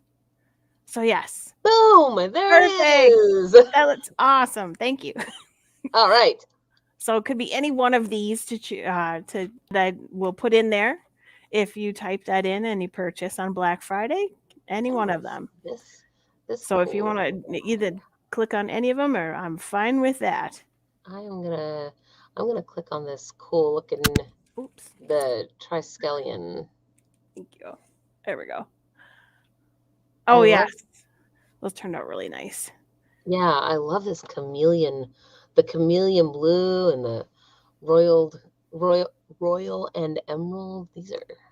I called that chameleon blue because it actually changes color and depending on what light that you're in. And I do have a picture of it like on direct sunlight, and then another one in indirect sunlight. And so yeah, it's definitely more of a vibrant blue outside, and then it changes almost to like, I would say more of a purple in one of them. Yes. Okay, so that's indirect, so that's more vibrant blue, and then I think in the direct it almost turns purple. So it's so pretty. I love it. Thanks. And it's about the size of a quarter there, I guess. Yeah. I'm like, oh look, there's a quarter for a size comparison. How handy. Exactly. Yes. Well, too often I'm like, how big is that again? When I'm actually shopping for myself. Yes. Okay, 1 inch. Oh, how about a quarter? That'll work. How is that? How big a quarter is 1 inch? No, I don't even know. Honest. Fair enough. Right. Sorry, I'll have to measure that next time.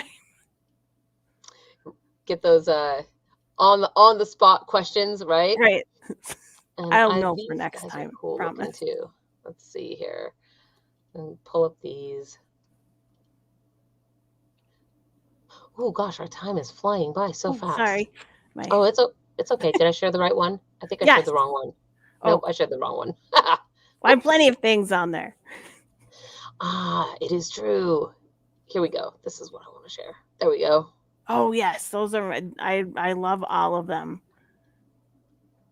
This blue is so beautiful. It really turned out nice. It was that one looks almost like a galaxy at night. Mm-hmm. And I did. I mean, I hand painted that one to try to include the stars, and that's more of a dark night with stars. Tried to and then that one's kind of like what the moon would look like during a summer day when you'd see it out. Yeah. So those are definitely also included. Because like I said, I do have a few of those in stock. So. And what is the cord made of here? Is it leather or satin? That one is, wax cotton. So it's smooth. Yeah. But it's not nylon. It's wax cotton. And so it's leather and cotton. And I forgot what the clasp was made out of. But I did upgrade the attachment to the clasp to something a lot more durable than what it came with. Of course, the word escapes me where it looks like a tiny keychain when you're working with jewelry. That clasp. Yeah. So I made sure that there was no way that was coming off if I used not just a little bendy thing, but kind of a twisty. Exactly. I'm using these are very technical terms that I am using, folks. Bendy and twisty. Yes. So I feel like these are Gumby's best friends or something. These are my best friends, Bendy and Twisty. That's right. So, well, is there anything you would like to say to everybody before I let you go this afternoon? Well, just thank you very much for having me on. It's good to see everybody. Hope you all have a happy Yule, happy holidays, and take care. All right. Well, thank you so much for being on the show. And of course, you guys, you can find all the information there in the low bar. And with that said, enjoy your weekend. Thank you. You too. Bye-bye. Bye-bye now. All right, you guys. I see you down there. You guys. I see you guys down there. Hello. It is the LARP Fairies. Welcome back to the show. Hi, we're so happy to be here. We missed your face. Oh, thank you. I miss you guys too. I was like, oh, it's been a minute since you've been here, and it's so good to see you. So you've just been working down there? Yeah. What else are we gonna do? We That's actually pretty much just what. bought some things off of the girl that was right before us. Yeah. Oh, nice. From Wild Riders, from Sasha. Yeah. Yeah, Perfect. she has some really cool pins on there that say "vaccinated for the good of the realm." And so we got We got more. That's perfect, actually, for every LARPer out there, vaccinated, and Ren Fair person, vaccinated for the good of the realm. Exactly. I was like, I need this in my life, so we bought it. I'm gonna put it Perfect. somewhere very noticeable.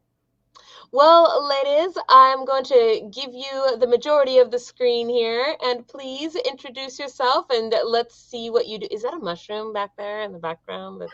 It is a mushroom. What? Oh my How god. serious of you.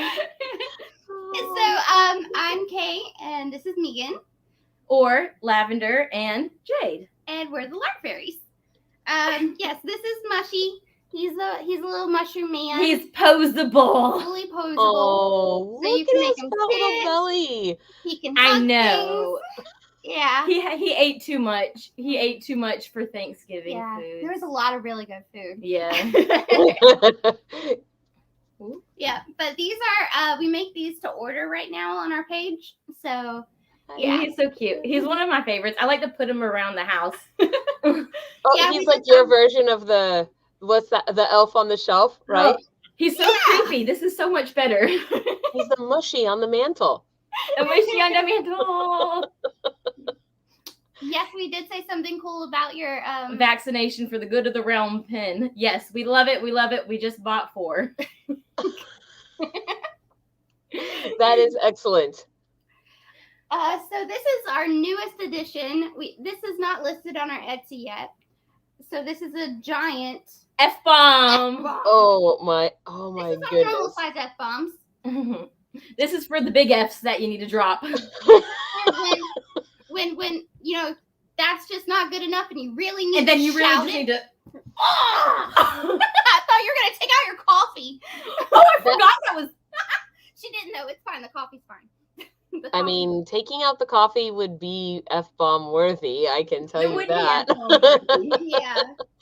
I suddenly want to have a whole bunch of those so that at Fairy Blossom Festival next year, we can use the trebuchet to launch F-bombs like in a competition. Oh, yeah. Yeah, we have like 6 of them right now. They're just awesome. Wow, this is excellent. They bring a lot of joy. This is magical content right here. It is. Let's see, what's next? You want to show off that? Okay, so this is from a book series. It's a tree cat. They have 6 legs. So see Mhm. sunlight. Oh, wow. All of the males are gray or dark gray or black, right? Yeah, and all the girls are like a cream Or a or. brownie tan So color. this is a little cat that I made for the book series. That was a custom order. So. And you crocheted that? yeah. Yeah. Here, I'll hold it up close so that they can see That's this. amazing. Like Yeah. your skill at crochet is legendary at this point. So what she did was she crocheted it out, and you can see kind of where the stitches are, and she just used a wire brush to kind of brush it. And the longer parts like this and the tail are pieces of yarn that she tied in and let hang and then just brushed out to make it floofy. So much flu. I All know. the blue. It's so floofy. So this is our truffle witch hat. This is one of our most popular hats that we sell. We This is one of our actually- own patterns. We actually just wrote out the pattern, and if you crochet, now you can go buy the pattern on our Etsy. You sure can. So you can make your own witch hat. And it comes with instructions on how to make the accompanying flower crown. Oh, cool. So yeah, we wanted to also make sure that was included. So it's basically a 2-parter. You get the instructions on how to crochet the hat, and then the tutorial on how to do the flower crown. We also sell these on our Etsy, the hats themselves. We have some pre-mades that are on there, and we have some flower crowns that you can either get with or without. So Yeah. This is one of our fun hats that we just recently I love this hat because I love pandas so much. I'm having not Zoolander, but Tropic Thunder. Oh. Where I killed a panda. And then like he's wearing the panda hat at like yes.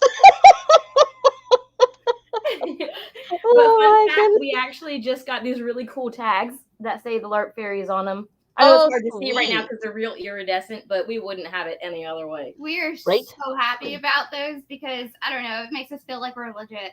Plus, we got gear now. Oh yeah. Man, you have all the swag and gear, and I like the color of those. Actually, they're right. I like this one because it's got a nice big hood, and mine has pockets. I cut my pockets off because I prefer crop tops, and they wanted more for a crop top, and I said no. This hat, we can't show you the magic of it, but it's made with color changing yarn. So inside it is white. Outside in the sun, it is bright yellow. What? I swear it changes. I was so like, when I found this yarn, I was like, okay. And so, of course, but it changes to yellow. I wish we could show you. I think we have a video of it on our Facebook. We do have a video of it on our Facebook. So if you want to go digging. The yellow and the pink and the purple, where they change colors in the sun. Okay, so these are one of our newest favorite things that we've been making a whole lot of. They're pretty This cool. is a shawl. So, I've seen you guys post about these too. These wing shawls, super cool. We've already sold 3 of them, and we just put them in our store. Yeah, and they're really warm. I love them a whole lot. They do take 38 hours to make. Yeah. So we are not taking we are not making promises that if there is to be an order for one of these, they would be available before Christmas because that's nearly impossible. But these are really, really lovely. So it's what it is. It's 3 different layers, so it's nice and thick up here around your shoulders. You know where your shoulders. You want to wear something cute, but you want your shoulders showing, because that's cute, you know. So this perfect shawl. And honestly, I think what we're going to end up having to do is put buttons or some kind of something on it because it just needs that, you know. I ordered some clasps that look like feathers. They'll be here tomorrow. Ooh, how fitting. That'll be cool. Also, look at my mug. Look at your mug. Oh my gosh! We just found that at Goodwill, and it was awesome. It is a fox. That thing is adorable. It's a chunky fox. Yeah, chonk. I like the handle. I know, right? It was a good dollar find. This is something that I made today. I got an order for a toddler blanket, and they told me that the main thing that they wanted it to be was a mud kit from Pokemon. Well, there isn't a pattern for a Pokemon mud kit blanket. So she created a mud kit. So this is an applique, crochet applique, and I'll be sewing it onto the blanket that I create. But yeah, this is. Isn't he cute? Pulled up a picture and I kept looking at the mud kit and taking out what didn't work, and then now I have a mud kit applique. It's kind of what I ended up doing today. So one of our children really likes the Disney show Owl House. I don't know if anybody's familiar with that. But there's on the front of the house, there's like this owl face, and he comes out and goes blah, blah, blah, blah, around, and his name is Hootie. And so I crocheted a little owl face, and I am currently working on the scarf bit of it. Ooh. And so it's gonna be a big old long owl face Hootie head thing. I like it. And the only thing that's left is the little Christmas hat. Baby hat. Oh, you know what I need to have you guys do? Maybe this year might be a little too late in the season, but I need to have you guys make the Yule Cat outfit because we dress up Sissy. We dress up one of my rag dolls as Yule Cat. And, yes. Wonderful. And so I just bought her outfit for this year, but maybe next year I'll have to have you guys make her a special Yule cat outfit. Yes, so we would love that. we would love to do that. It would be so fun. We actually have a couple of patterns that we've written for cats. So we have a beanie pattern and a witch hat pattern for cats. Yep. What? I can dress her up for more than just Yule? You guys have... You can always dress up your babies for more than just special occasions. We were recently working Wait, on they'll be so excited when I tell them that. Yep. I want to do one that's like a big flower around the cat's head. We have 5 cats. They have to be, they got to be cute. They love us. Yeah. I have 5 cats too, and I'm sure they will love me when they find out that it's not just Christmas anymore. That's funny. Oh man, now I'm gonna have to go look. So go on. Yes, go check out our Etsy page because we've got a lot of stuff up there right now. Yes, down here. Click, click, click, click, click, click, click. We have all of the things. So what is the buy 4 and get 40% off Black Friday sale? Tell me about it. Yes, so we're having a sale right now. If you buy 4, you get 40% off. So 4 of anything and 40% off. So our Cthulhu's in our shop are always $5 or $5.50 actually when you on because of the shipping, and all that stuff. But they're if you buy 4 of them, that it would be 40% off that. If you wanted to buy 4 hats, it would be 40% off of that. You just have to buy 4 items. For video, you can get 2 hats, you can get 2 Cthulhu's, you can mix and match. Yeah. Basically anything in the store, as long as it's within our store, you'll get 40% off if you buy 4 or more. All right. Well, my dear LARP fairies, is there anything you would like to say to everybody before we let you go this afternoon? I mean, other than that, we love them. And visit our Etsy. Yeah, check out our Etsy. Go to our Facebook page, and if you like what you see, favorite us or like us, and come back and talk to us because we like making friends. Yep, and if you do that, then we promise no shenanigans. Never. And also though, I want to say you guys are actually also pretty active in our Discord as well. So if people are looking for you or want to chat at you about a custom thing, you guys have your own Discord. You are also pretty active in our Discord as well, and the links for that are in the low bar so people can find you there, right? Like, do it. Right. With that said, then I guess we will bid you guys a happy Friday and a good weekend. Okay, you too, Lolly. You too. And bye, everybody. Bye. All right, here we go. Moving right along, and I see you down there, Treadlight. Hello. Oh, nope, I don't hear you. Are you on mute? You are on mute. It's showing me you're on mute. I don't have you on mute, do I? Oh, there you are. Yay. Yay. Yes. Hi. Hi, how are you? Great. How are you? I'm doing wonderful. So Yay. I know I'm having so much fun today. I had like my huge author fix, and now I'm getting my vendor fix, and then I pretty much probably am going to go have a shopping fix when I'm done watching everybody. All of us are going to, I think. That Yes. much on the mental. I need one of those. So I've got 2 Treadlight folks down here. Yeah. So what's going on is that Sam is down at Texas, and she's got all of our product. So we're doing a split personality thing going on because I'm in Oregon and she took everything to Texas, so she's got all the product. Okay, so you are the one, Sam, that needs to be embiggened because you're the one that's going to be showing the things. Yes, make her Yes. big, and I'll talk. All right, here we go. Boom. Boom. Hi, Sam. Nope, Sam, we can't hear you. I think Sam might be on mute. So Sam's going to show some products. She can just hold them up and I will talk about them if that works out. That's fine by me. Okay, super awesome. So we are Treadlight, and we have been making moccasins, sandals, and purses for 21 years. This is a pair of our knee lighting. We're doing what we can because Texas is dark right now. And she just closed the Texas Renaissance Festival for our last fair there. So this one has mushrooms and the mountains secret pockets. The mountains are secret pockets as well. Sam, can you pull it back? Because we can't see the full shoe.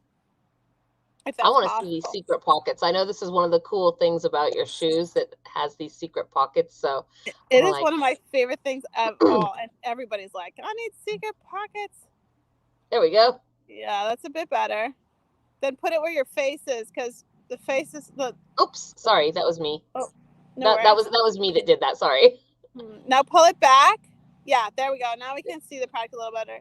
So underneath the fur lining, there we go. It's the moon. So I call these the moon mountain mushroom boots because they have mushrooms and then mountains and then the moon, and the mountains are the secret pockets. So these are knee highs, and we do all kinds of knee highs, leaves, and basically you can do anything custom. And when you do knee highs or any of our moccasins, you can do payment plans, which is one of the best things about our shoes, I think, because they're expensive, but you can put $50 down, and then we can talk about any customizations that people want. So you can find better pictures on Etsy and Instagram. Oh yeah, there's one of our slip-on moccasins. So I call these the grocery getters, and that is it has the full flower of life etched onto the toes, and then it has a turquoise rectangle turquoise stone on the front flap. These, you don't even have to tie them up. You can just slip them on without even using your hands, and just you can still run full throttle after your 3-year-old, or you can just hike a mountain or just walk to the store. So I love them because I don't need my hands to put them on. Now these are part of your Black Friday, one of your Black Friday deals, correct? The inserts for the moccasins? Yes. Any moccasin that you purchase for Black Friday through Cyber Monday and Small Business Saturday, the deal will be going on for the whole weekend. You get a free pair of felted wool inserts for the moccasins, and the sandals are all 30% off. You can order any sandal in black or brown, and it will be 30% off. See, those are the ones that I want. Those ones you want. Oh yeah, I want more than just sandals, but I have to do one at a time, and then they're leafy and they're cool, and I'm a sandal person, so. And they hold onto your foot so well. Like you can run in them, you can hike in them, you can. There we go. Yeah, when you turn the shoe toward the light, it actually allows the light to. There we go, and then we can really see what's going on. Oh, she's holding up one leaf, so you can see that this pair is the leaf sandals, so that your foot is wrapped in leather leaves, and those can go through the mud, and they just are very strong. Yeah, you've actually talked about this before on the show about getting the shoes wet, et cetera, et cetera. Can you elaborate on that a little bit? Absolutely, yeah. So my shoes, one of the health benefits, the number one reason people buy my shoes is for the health benefits. The second reason is for how comfortable they are. And the third reason is for how much fun they look and how long they last. The health benefits is that our bodies are designed to detox bacteria out of our feet and then reabsorb probiotics from the earth. So we're designed to be barefoot, but instead we wear shoes. So what happens is our bodies detox the bacteria. They mix with the shoe glue toxins and the plastic toxins in your shoe, and you've heated it up because you're wearing it. And then it makes this soup, and then we reabsorb it, and now it's alive because it's mixed with our bacteria, and it goes back into your foot and it breathes. And so people are like, I'm healthy, I eat healthy, why do I still feel weird? Why am I still getting cancer? And this is a huge reason for it. And this is something you can look up online. It's something that I've been taught by the healthcare practitioners that I serve. And it's the number one reason why they buy my shoes. And so imagine drinking out of a hot water bottle. We all know, don't do it. It's going to give you cancer because you're heating up plastic toxins and then drinking them. And we absorb more through our feet than we do through drinking water. So let me repeat that. We absorb more through our feet than we do through drinking water. And think about how hot your feet get, how sweaty they get. They're like mixing with all those plastic toxins, and then you're absorbing them. So the number one thing you can do is go barefoot. Even just 10 minutes a day will help you detox. But the best thing to do is just get the heck out of those plastic shoes. And every shoe has shoe glue in it or plastic, except for ours, and Nike has one style of shoe that does it as well. That is, I did not know about the absorbing water thing. It's kind of gross, and it's like as soon as you know it, you're like, oh yeah. You can't unknow that. Yeah, you can't unknow it, and also it makes sense when you just think about it, and then yeah, you can't unknow it. Totally, it's one of those horrible things, but it's good to know because then you can stop doing it. Oh, we lost Sam. Oh, there she is. No, she's there. She's just listening, I think. Sam, do you have a purse? Yes. Oh, there's a Soccasin. The Soccasins are great for earthing. That's another one of our top shoes that we sell is Soccasins. What's a for Soccassin? earthing? That's a Soccassin. It's a sock moccasin. So it's stronger than your sock, but you feel like when you're wandering around your house, I mean, I don't know. I'm a person who likes to just wear their socks around, but the leather Soccasins are ones you can actually like wear out into the garden and garden in. And oh, nice. Yeah. They can handle the earth. They can't handle concrete. Concrete will chew them up. What's that? Oh, thank you. That's one of our beautiful things that came out of COVID. Because I've been putting the sunflowers on knee highs for a long time, many years, but this was the first year I had time to put them onto purses. So some good things did come out of COVID. We had lots of time in the workshop. So the sunflower purses have been a huge seller this year. We cannot keep them on the shelves. Do you make those in pouches for like belt pouches? Yes. And yeah, that's called our smartphone purse. So they get worn around your waist. We can also put them straight onto a belt buckle onto a belt if that's what you prefer. Yeah, for like Ren fairs. Oh yeah. Mm-hmm. We make a lot of them. I mean, we sell at Minnesota Renaissance is the only show we got to do this year. And there's one. This is the Christmas tree version. It's a Doug fir. Oh, there we go. Oh, cool. Yeah, that's perfect. So this is one that goes around your waist, or you can adjust it and wear it crossbody. And this one is redwood with the Doug fir on the front, and it's a great magnet clasp. And so this one goes around your waist. Some people wear 2 or 3 of them at the same time, so they can have multiple pockets around your waist. But we can also do them onto a belt as well, if that's what people want. And so if that's what people are looking for, then should they just shoot you a little message or something in Etsy? Oh yeah, you can order any style. Basically, if you don't see the picture that you want, then you can just say, I want this size, and then can you add this color of this flower? And so I want to really quick, if I can, because I know that ordering. You cut out, so I can't hear you. Right. And so okay. Can you just quick, before we bid ourselves adieu, and while Sam is just continuing to show us some amazing stuff, walk me through the process really quick of what it looks like when a customer who cannot try the shoe on wants to order a shoe from you, but they live on the other side of the continent. How does that work? So basically you send us your size and the size that you like to wear, and you can measure your feet.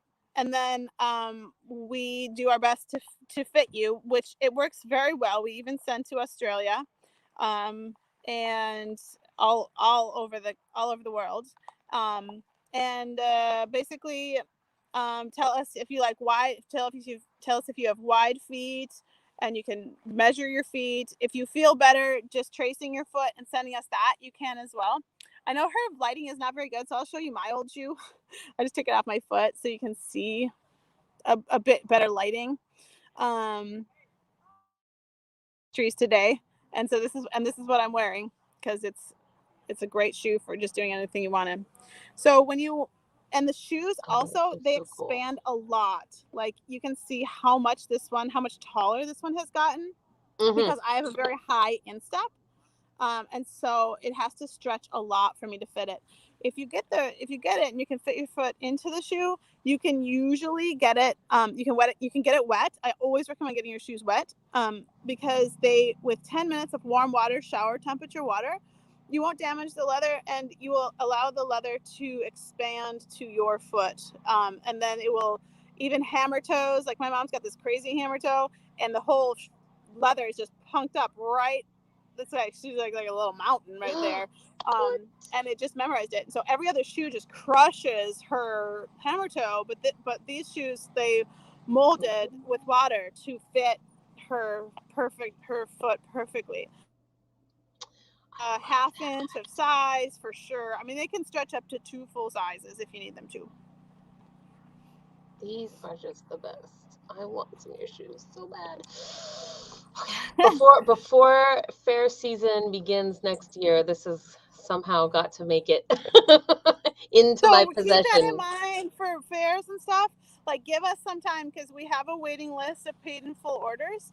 So when you want, especially if you want us to do a payment plan, you do $50 down, and then we talk about all your details that you want, secret pockets, colors, what costumes you want to match them to. Mm-hmm. And then we usually need like 3 to 6 months, because right now it's a lot of just me stitching, and I have 2 small children. I put them to bed at night, and then I sneak out into the workshop, put on a book on tape or some music, and then stitch until they need me again. So give me a minute, give me 3 to 6 months to make your custom.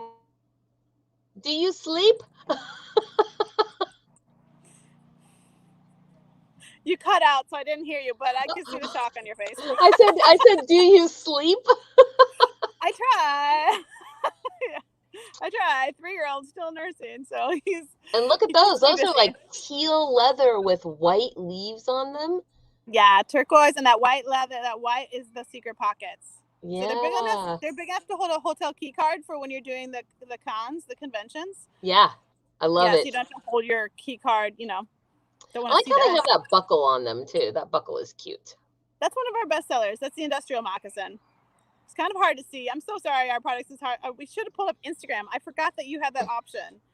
I do, and I can maybe really quick. We'll take a quick look at the Instagram here, and then onto our next person. Let's see, because I know I have you. Great. And everybody, you can find us on Etsy, you can find us on Facebook, you can find us on Instagram. Please like us, please share us with your friends. I beg you. It makes it happen for us. Any links that you do or anything like that, it helps us tremendously. Ooh, there's a great picture of our sunflower. Oh, and there's those mushroom boots on the goblin. Hey, wait, what's this? Acorn. This is Acorn Leaf. Acorn Leaf was literally on our show on Wednesday. What? Oh my gosh, she's wearing your boots. Yeah. What? She and her boyfriend of the time helped us at the fair convention in Baltimore. I love her. She's so sweet. Yes, what a small world. Yeah, fairy world. Oh, that is so cool. Yeah, she was our guest correspondent this week on Faye News. Oh, that's great. Oh, there's a good picture of that sunflower. Yeah. Yes. This is better. I forgot we could do this. Ooh, there's the secret pocket and the seed of life on the elf wrap. And these boots here with the cool leafy. Oh, here we go. Oh, wow. Is that a video? Cool. Yeah. Ooh, there's a mushroom boot. I love those mushroom boots. We put mushrooms on everything. So if you want mushrooms, just tell us what style. There's fun. That is so pretty. That green leather and oh yeah, I like it. Well, you can find us on Instagram, Facebook. Oh, there's some more. Those are more like fantastical mushrooms. I love making those. They're so fun. Oh, there's Sam and all her glory at Sons. Yes, Sam. We're seeing you on Instagram. So that's what it looks like in the day. It looks a lot better. And these are like the little slip-on ones that you were talking about. Those are the sockasins. Sorry, I couldn't hear you. You cut out. Oh, yeah, that's what I said. Sockasins. Yep, those are the sockasins. gardening. That's at the women's gatherings that I was teaching at. These are the chukkas. They're a big favorite with Seed of Life on the back. Now we're getting some good pictures. Whoa. Whoa, that's a fancy one. Upside down in the labyrinth. Those are buffalo leather. Those are the grocery getters with buffalo leather and double feathers. This is all of us at the women's gathering. This is a photo shoot that we did at the women's gathering in California. It was really fun. Ooh, oh, what the heck? There's our little bunnies. So we raise bunnies for meat and for the hides, and we just fill them full of love and gratitude and sing prayers when we harvest them and bless them to their next life. And then we use their hide on the shoes, as you saw in the mushroom mountain boots. And then that is just like so adorable. Okay, well, that is kind of we've been going here for a second, so I'm going to us back together. Yeah. Okay. Thank you so much for coming on the show today. And I just want to remind everybody it's 30% off any sandals through Cyber Monday. And then also, if you order the moccasins, you get the free insert that goes with the wool insert that goes with the moccasin. The information should all be in the low bar. You guys can find it before, during, and after the show. So go check them out and give them the follows. And is there anything you guys want to say before we let you go? Thanks so much for having us on, and thanks for all your support, everybody. We love you. Bye-bye. Bye. All right. So here we are moving right along, and we have our next guest, James Bay Distillers with the Distillery Elf. Hi. Hi, how are you? I'm doing well. How are you? It's been a minute since we've seen you. Yes, it has. I'm going to adjust my camera real quick. Okay. Because the ticker is not. Oh, there we go. What we're here for. Look at that beautiful setup. The family has grown since you were here last. I see that. So we still have that original Red Goose, the Galloping Goose Canadian whiskey. So notes of notes of caramel, chocolate, vanilla with a light honey finish. And in time for the holidays, comes in a little 375 bottle also. Double gold winner. In fact, all of our products have won at least gold, and 3 have won double gold. Wow. I know, we're super excited. So were you here when we had the blue Galloping Goose? Maybe. I can't remember. I can't. It seems like you guys have to come visit. It's been a while. I know. So we took our original Galloping Goose and we did a cognac cask finish on her. So this one's been in a cognac cask for 20 months. I recall it was in process. It was not done. Okay, so we have so many new things since you were here. So we have a cask that held bourbon for 4 years and then vacationed in France holding Martell cognac for 7. So this just absorbed all that 11-year history. It has all the original notes plus dark cherry and dark plum have been added to it. And the Blue Goose also comes in a little 375. So the first 2, you can get a 750 or a 375 bottle. The Green Goose, we had so much fun doing the cognac cask finish, we decided to try a sherry cask. So we took the original Red Goose and put her in a sherry cask. This one is 12 months. I think we have one that's 16. I'll have to look. But so that cask only ever held Spanish Amontillado sherry for 40 years. What? I know. So butterscotch on the nose, and you get Brazil nuts and almonds in the middle. It's just, it does so well and holds up very well as a whiskey soda. Just out, I think she's been out 2 weeks now, is our Inner Harbor Scotch. So we are authorized importers, blenders, and bottlers of Scotch. And so we can say that it's Scotch because we have permission from the Scots Association to say that. So this is a little highland, a little Speyside, so it's a little peaty, notes of butterscotch and pear in her. So she's a very nice 3-year whiskey, or 3-year Scotch. Then we go into our gins. So our first gin, Gin-Trigue. I'll move her awards out of the way so you can see the label a little bit. I love those awards, by the way. I like the little bottles wearing medals, right? Yes. So this is a barrel finished gin. So that same cask that we used for the blue, we also used for our London Dry. So this is a cognac cask finished gin, and it had rested in that cask for 19 months. So an 11-year-old barrel, 19 months, gives us Gin-Trigue. So it tastes a little bit like gin, a little bit like bourbon, a little bit like a little bit of cognac, which is why we call her Gin-Trigue, because it's a dad joke. We think that she's gin-triguing, gin-spirational, and gin-tastic. Gin. I like the Gin-Trigue to play on words. So. Yes. We like to have fun with words some days. Then you had our summer gin when you were here. Yes, that I can personally attest to the deliciousness of that. Yes. So this is our London Dry that's been infused with orange blossom, kumquat, tangerine, mandarin, and orange zest, and then all filtered back out. So she's like summer in a glass. Also new is our Navy Strength Gin. So Navy Strength has to be at least 114% to be called Navy. Is that a thing?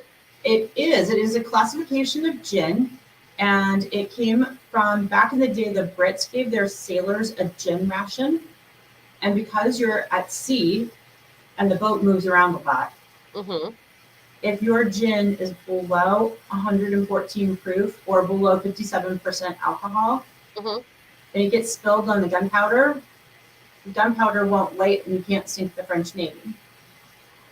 Holy smokes! So it's literally because if it's over that, it still will catch on. You can use your booze to catch people on fire and blow them up.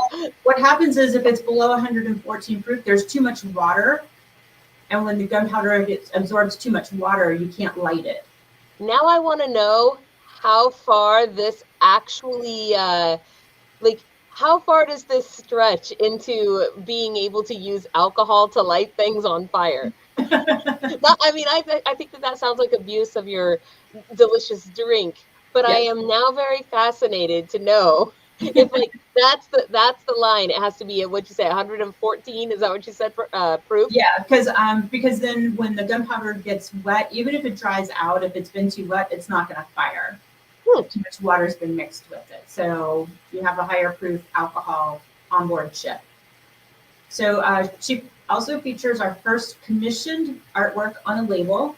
I'll move closer. Ooh, yeah, let's see it. So most Navy gins have boats and anchors and sailors, and we have mermaids. Oh, I love it. That's a cool label. So it was fashioned after a 1935 Canadian $20 bill. So you have to remember it was Art Deco period. Oh, yeah. So the back had King Neptune and 3 sirens looking adoringly up at him. Of course, they were naked because it was 1935. Well, that's pretty much how mermaids are historically depicted. Our mermaids have Canadian leaf bikini tops to get past federal inspection. Yeah, you know and this one, her flukes are on the back. Your nails match. Yes, they do. So this has notes of elderflower, lemon, and tonic, and it goes back to that British tie. It's the Queen's favorite cake flavor and was one of the royal wedding cake flavors. That sounds really good. I definitely would try that. And then we also have our Russian method vodka.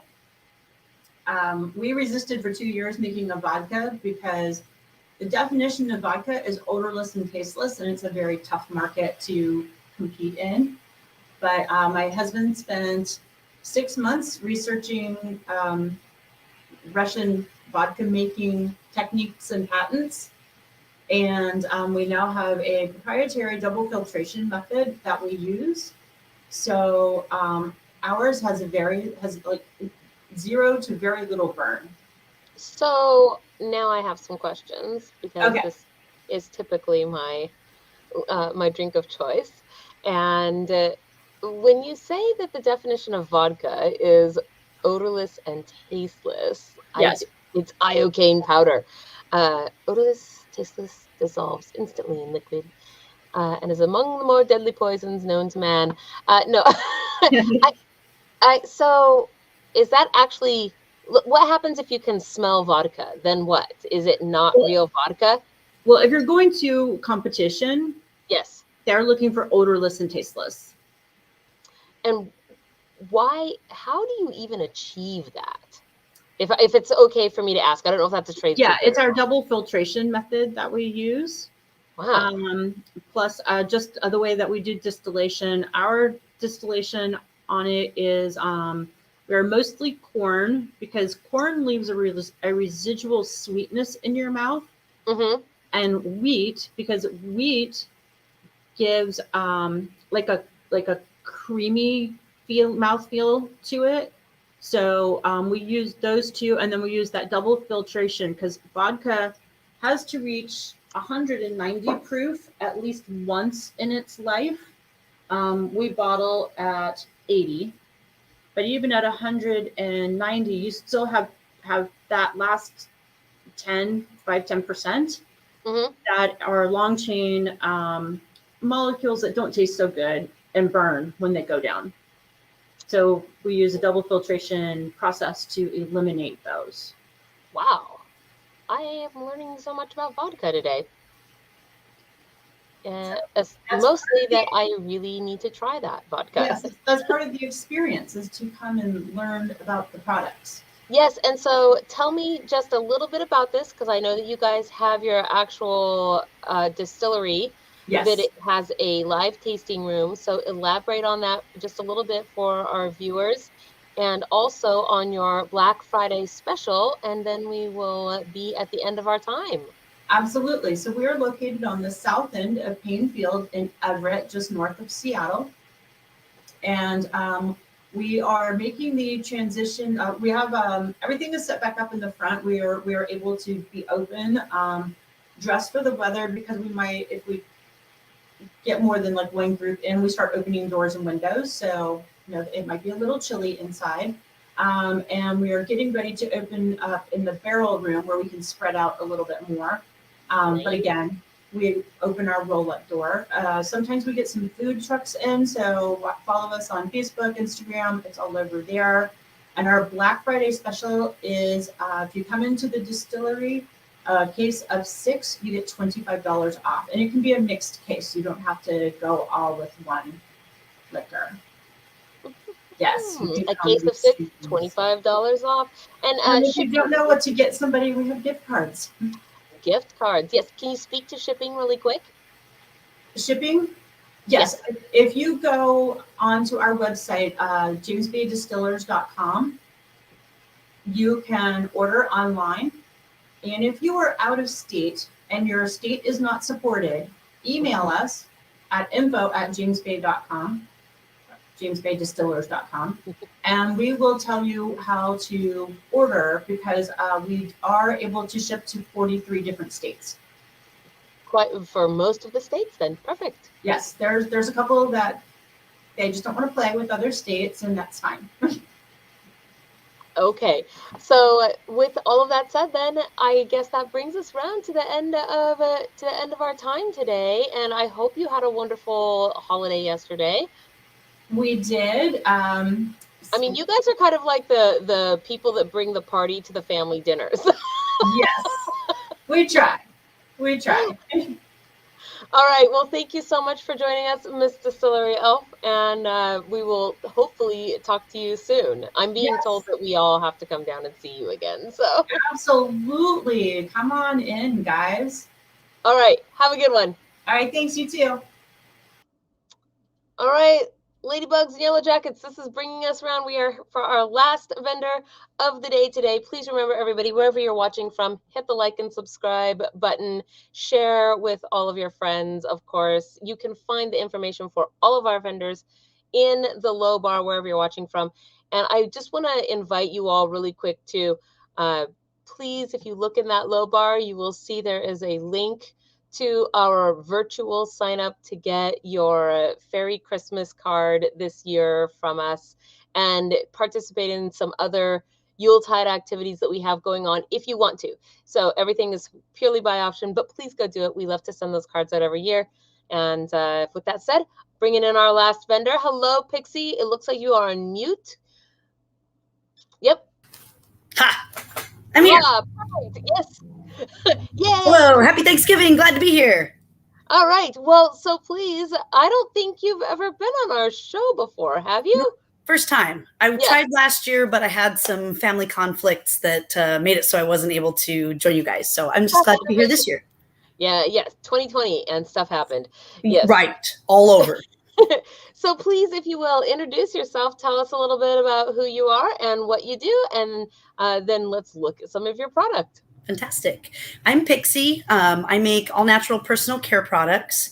So everything from baking soda free deodorants to body butters, scrubs, CBD rub for pain, eczema cream, wound ointment, bug spray, a whole variety of things, almost anything that you would find in your bathroom cabinets.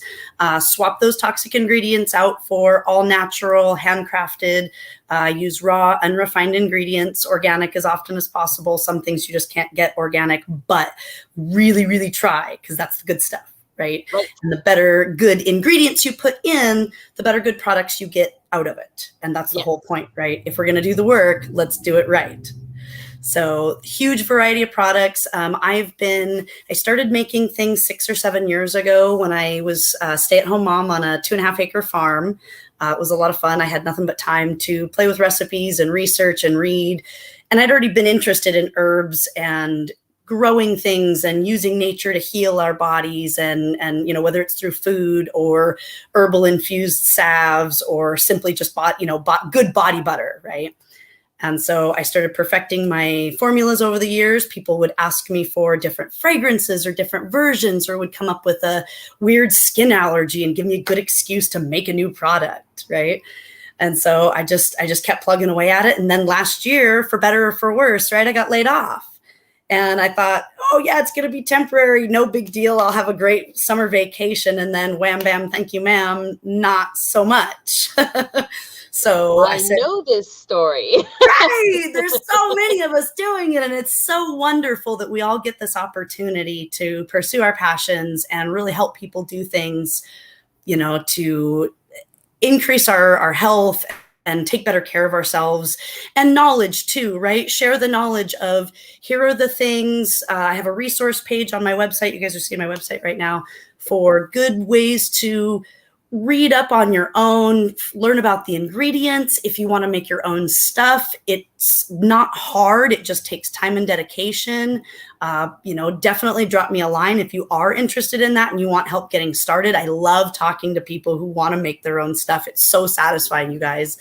But so being able to create all these products, I started with about a dozen or so a year and a half ago before I started doing this full time. I think I'm up to 30 something on my website these days. There's really a lot, and it's a lot of different options in fragrances and sizes. And I offer tree nut free options, covering the coconut allergies and the sweet almond allergies. And I do custom stuff all the time for people who have those weird allergies and are stuck with, I can't get anything because the stuff at the store bothers me.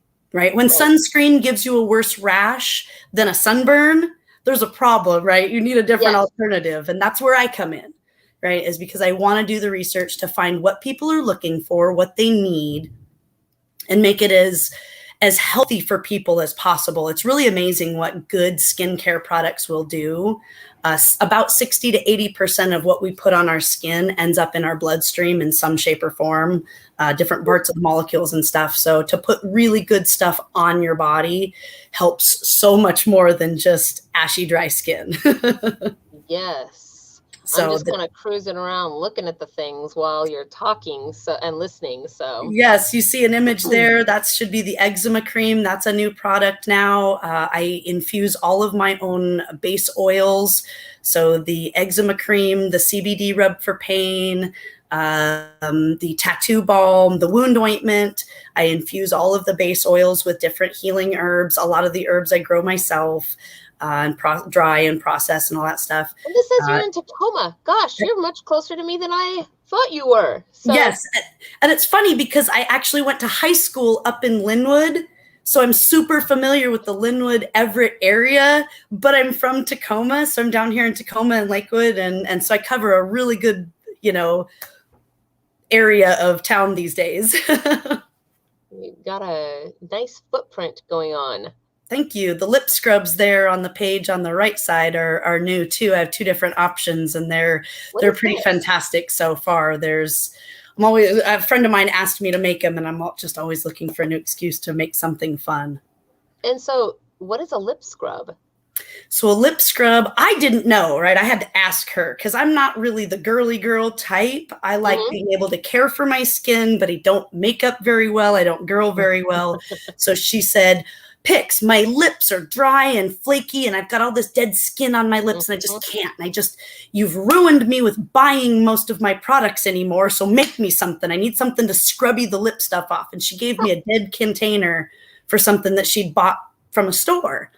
And I look at the ingredients, get the general idea. Sometimes I do a little bit of research. Sometimes just what I know about oils and butters and raw sugar and pink Himalayan sea salt are just magical things. And since I already make a body scrub, lip scrub's just a step to the side. And so it's super ultra moisturizing. Castor oil is specifically awesome for lip skin. And then plus the organic pink Himalayan salt and the raw sugar, it's so loaded with minerals and the little bit of abrasiveness, it scrubs off all that dead skin now that we're in winter and we all have those chapped lips and we chew on our lips and you get that dead skin that peels off. You scrub it off with the lip scrub and then your lips are super soft and plump.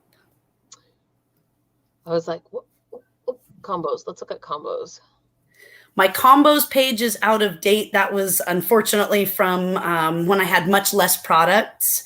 So I have a new combos page that'll be up hopefully over the holiday weekend. I ended up with more holiday days than I expected spending time with family, but who can complain, right? That's why we run our own businesses. Right? Nope, that is absolutely true. So no, we've got a face oil, a lip balm, a body butter. Can you tell me what goes into a face oil, for example? The face oils are really fun, and I'm glad you asked because it's actually surprisingly one of people's favorite products once they learn what it is. Because it sounds scary, right? Most of us even with dry skin, the idea of putting oil on your face and making your face shiny and weird, it trips people up, right? Because of the way cosmetics are made these days. So the face serum is actually, there's 2 different varieties, whether you have dry and mature / sensitive skin, or whether you have normal to oily skin. And the oil blend and the essential oil blend are both formulated to help either increase oil production so that you're not so dry and flaky, and increase collagen production to help fill in those wrinkly spots that, when we smile too much, we get those little crinkles.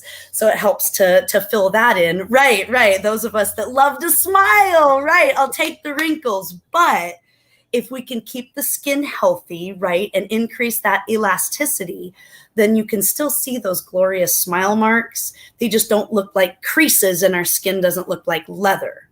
Yes. Right? So we use ultra lightweight oils in our face oils so that it soaks in really, really quickly. Best used after a shower when your skin is warm and moist. Right. But rather than that that cream or that, face lotion.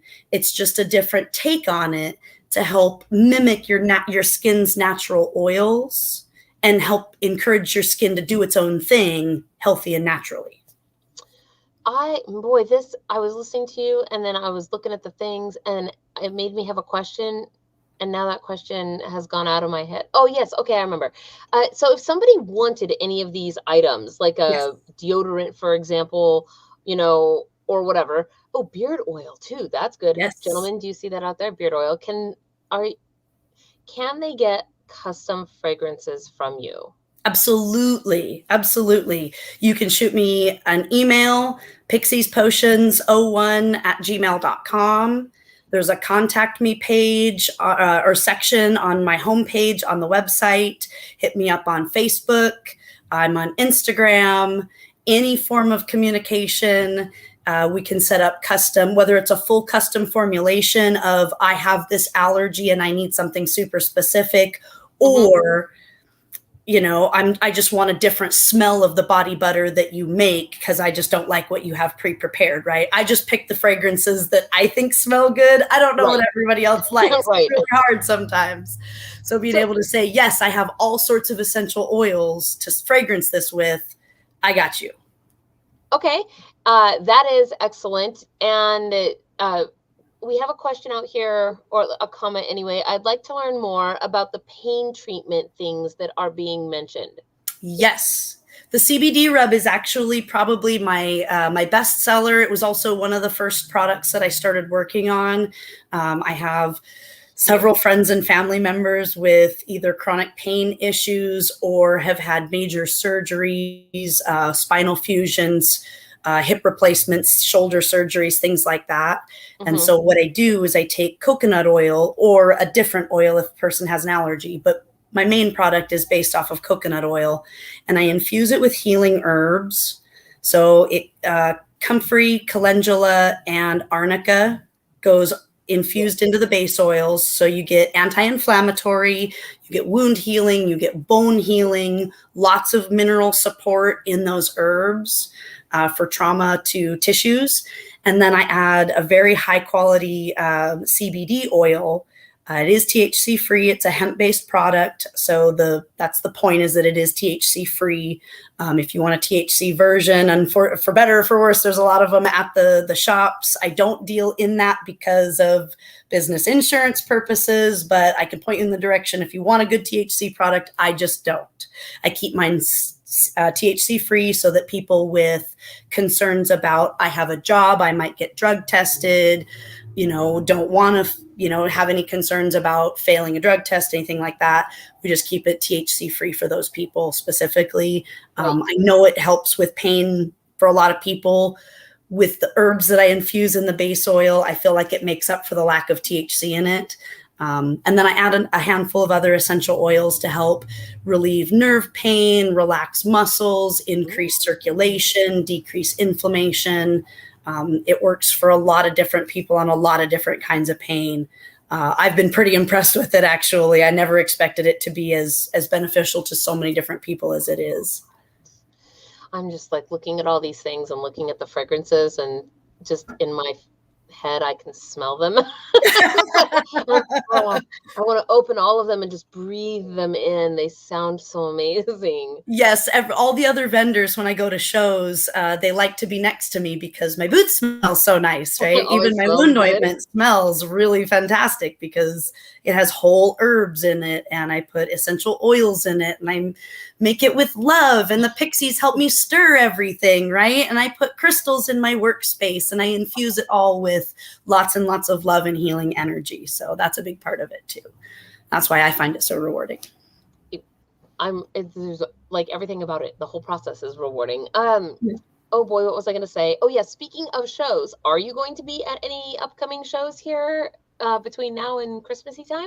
Yes, I will be. I will be at Crescent Moon Gifts in Tacoma on 6th Avenue next weekend for the Yuletide Market.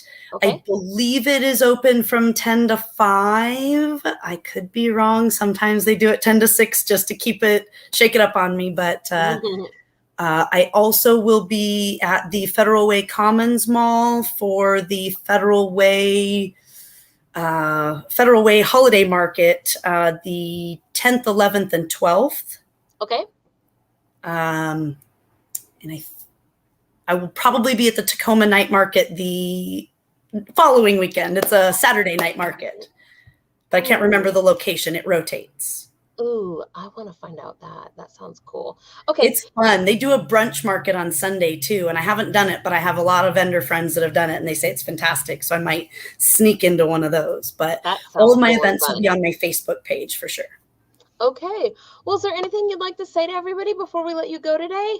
Thank you so much for having me. I'm so glad to be with you guys. Any custom products that people would like, I would love to help. Any questions about CBD oils, I have really good sources for that. I know that's a really tough thing right now to get a good THC-free CBD oil to help with pain or anxiety or things like that. So it's not on my website, but send me an email if people are interested. I love hooking people up with the right information to get what they need. Thank you. You Knowledge are is so power. kind. Yes. Yes, that's true. Well, then with that said, you are our last vendor for today. You guys, this has been an amazing Black Friday show. I am going to be putting out an email on our Patreon for all of our Patreon patrons that, you know, if you were watching the show today, you got to see all of the deals. And then I will be putting that out for our patrons only to be able to follow up for the rest of the weekend with all of our vendors' links and deals and what's going on there, so that you guys have that information conveniently in one place and can go shopping with them. Please do remember, if you shop with any of our vendors or authors that you saw today, let them know where you heard about them from. Just put it in the checkout comments or whatever. And I think with all of that said, it's Friday, you guys, and we have so much going on here. The next couple of weeks are going to be really busy here at Faye Productions, but a good busy. And we will see you guys next Wednesday then for, let's see, what day are we on? We're on November 26th. And so that means, oh boy, yes, there we are. So yes, we will see you guys next Wednesday, December 1st for the first Faye News of the month. And with that said, then hit the like and subscribe, you guys. Love you all. Have a fantastic weekend, and I hope you guys stuffed full turkey day. Yay! Bye, everybody. Bye. Hello, friends. This is Gunther Hammerhands. Thank you for checking out Fairy Princess Lolly's channel. If you enjoyed this video, please hit the like and subscribe button. Use your troll hammer to ring that little bell icon to get notifications when she posts future videos. And if you'd like to support these magical creations, fly over to our Patreon and join the fairy family.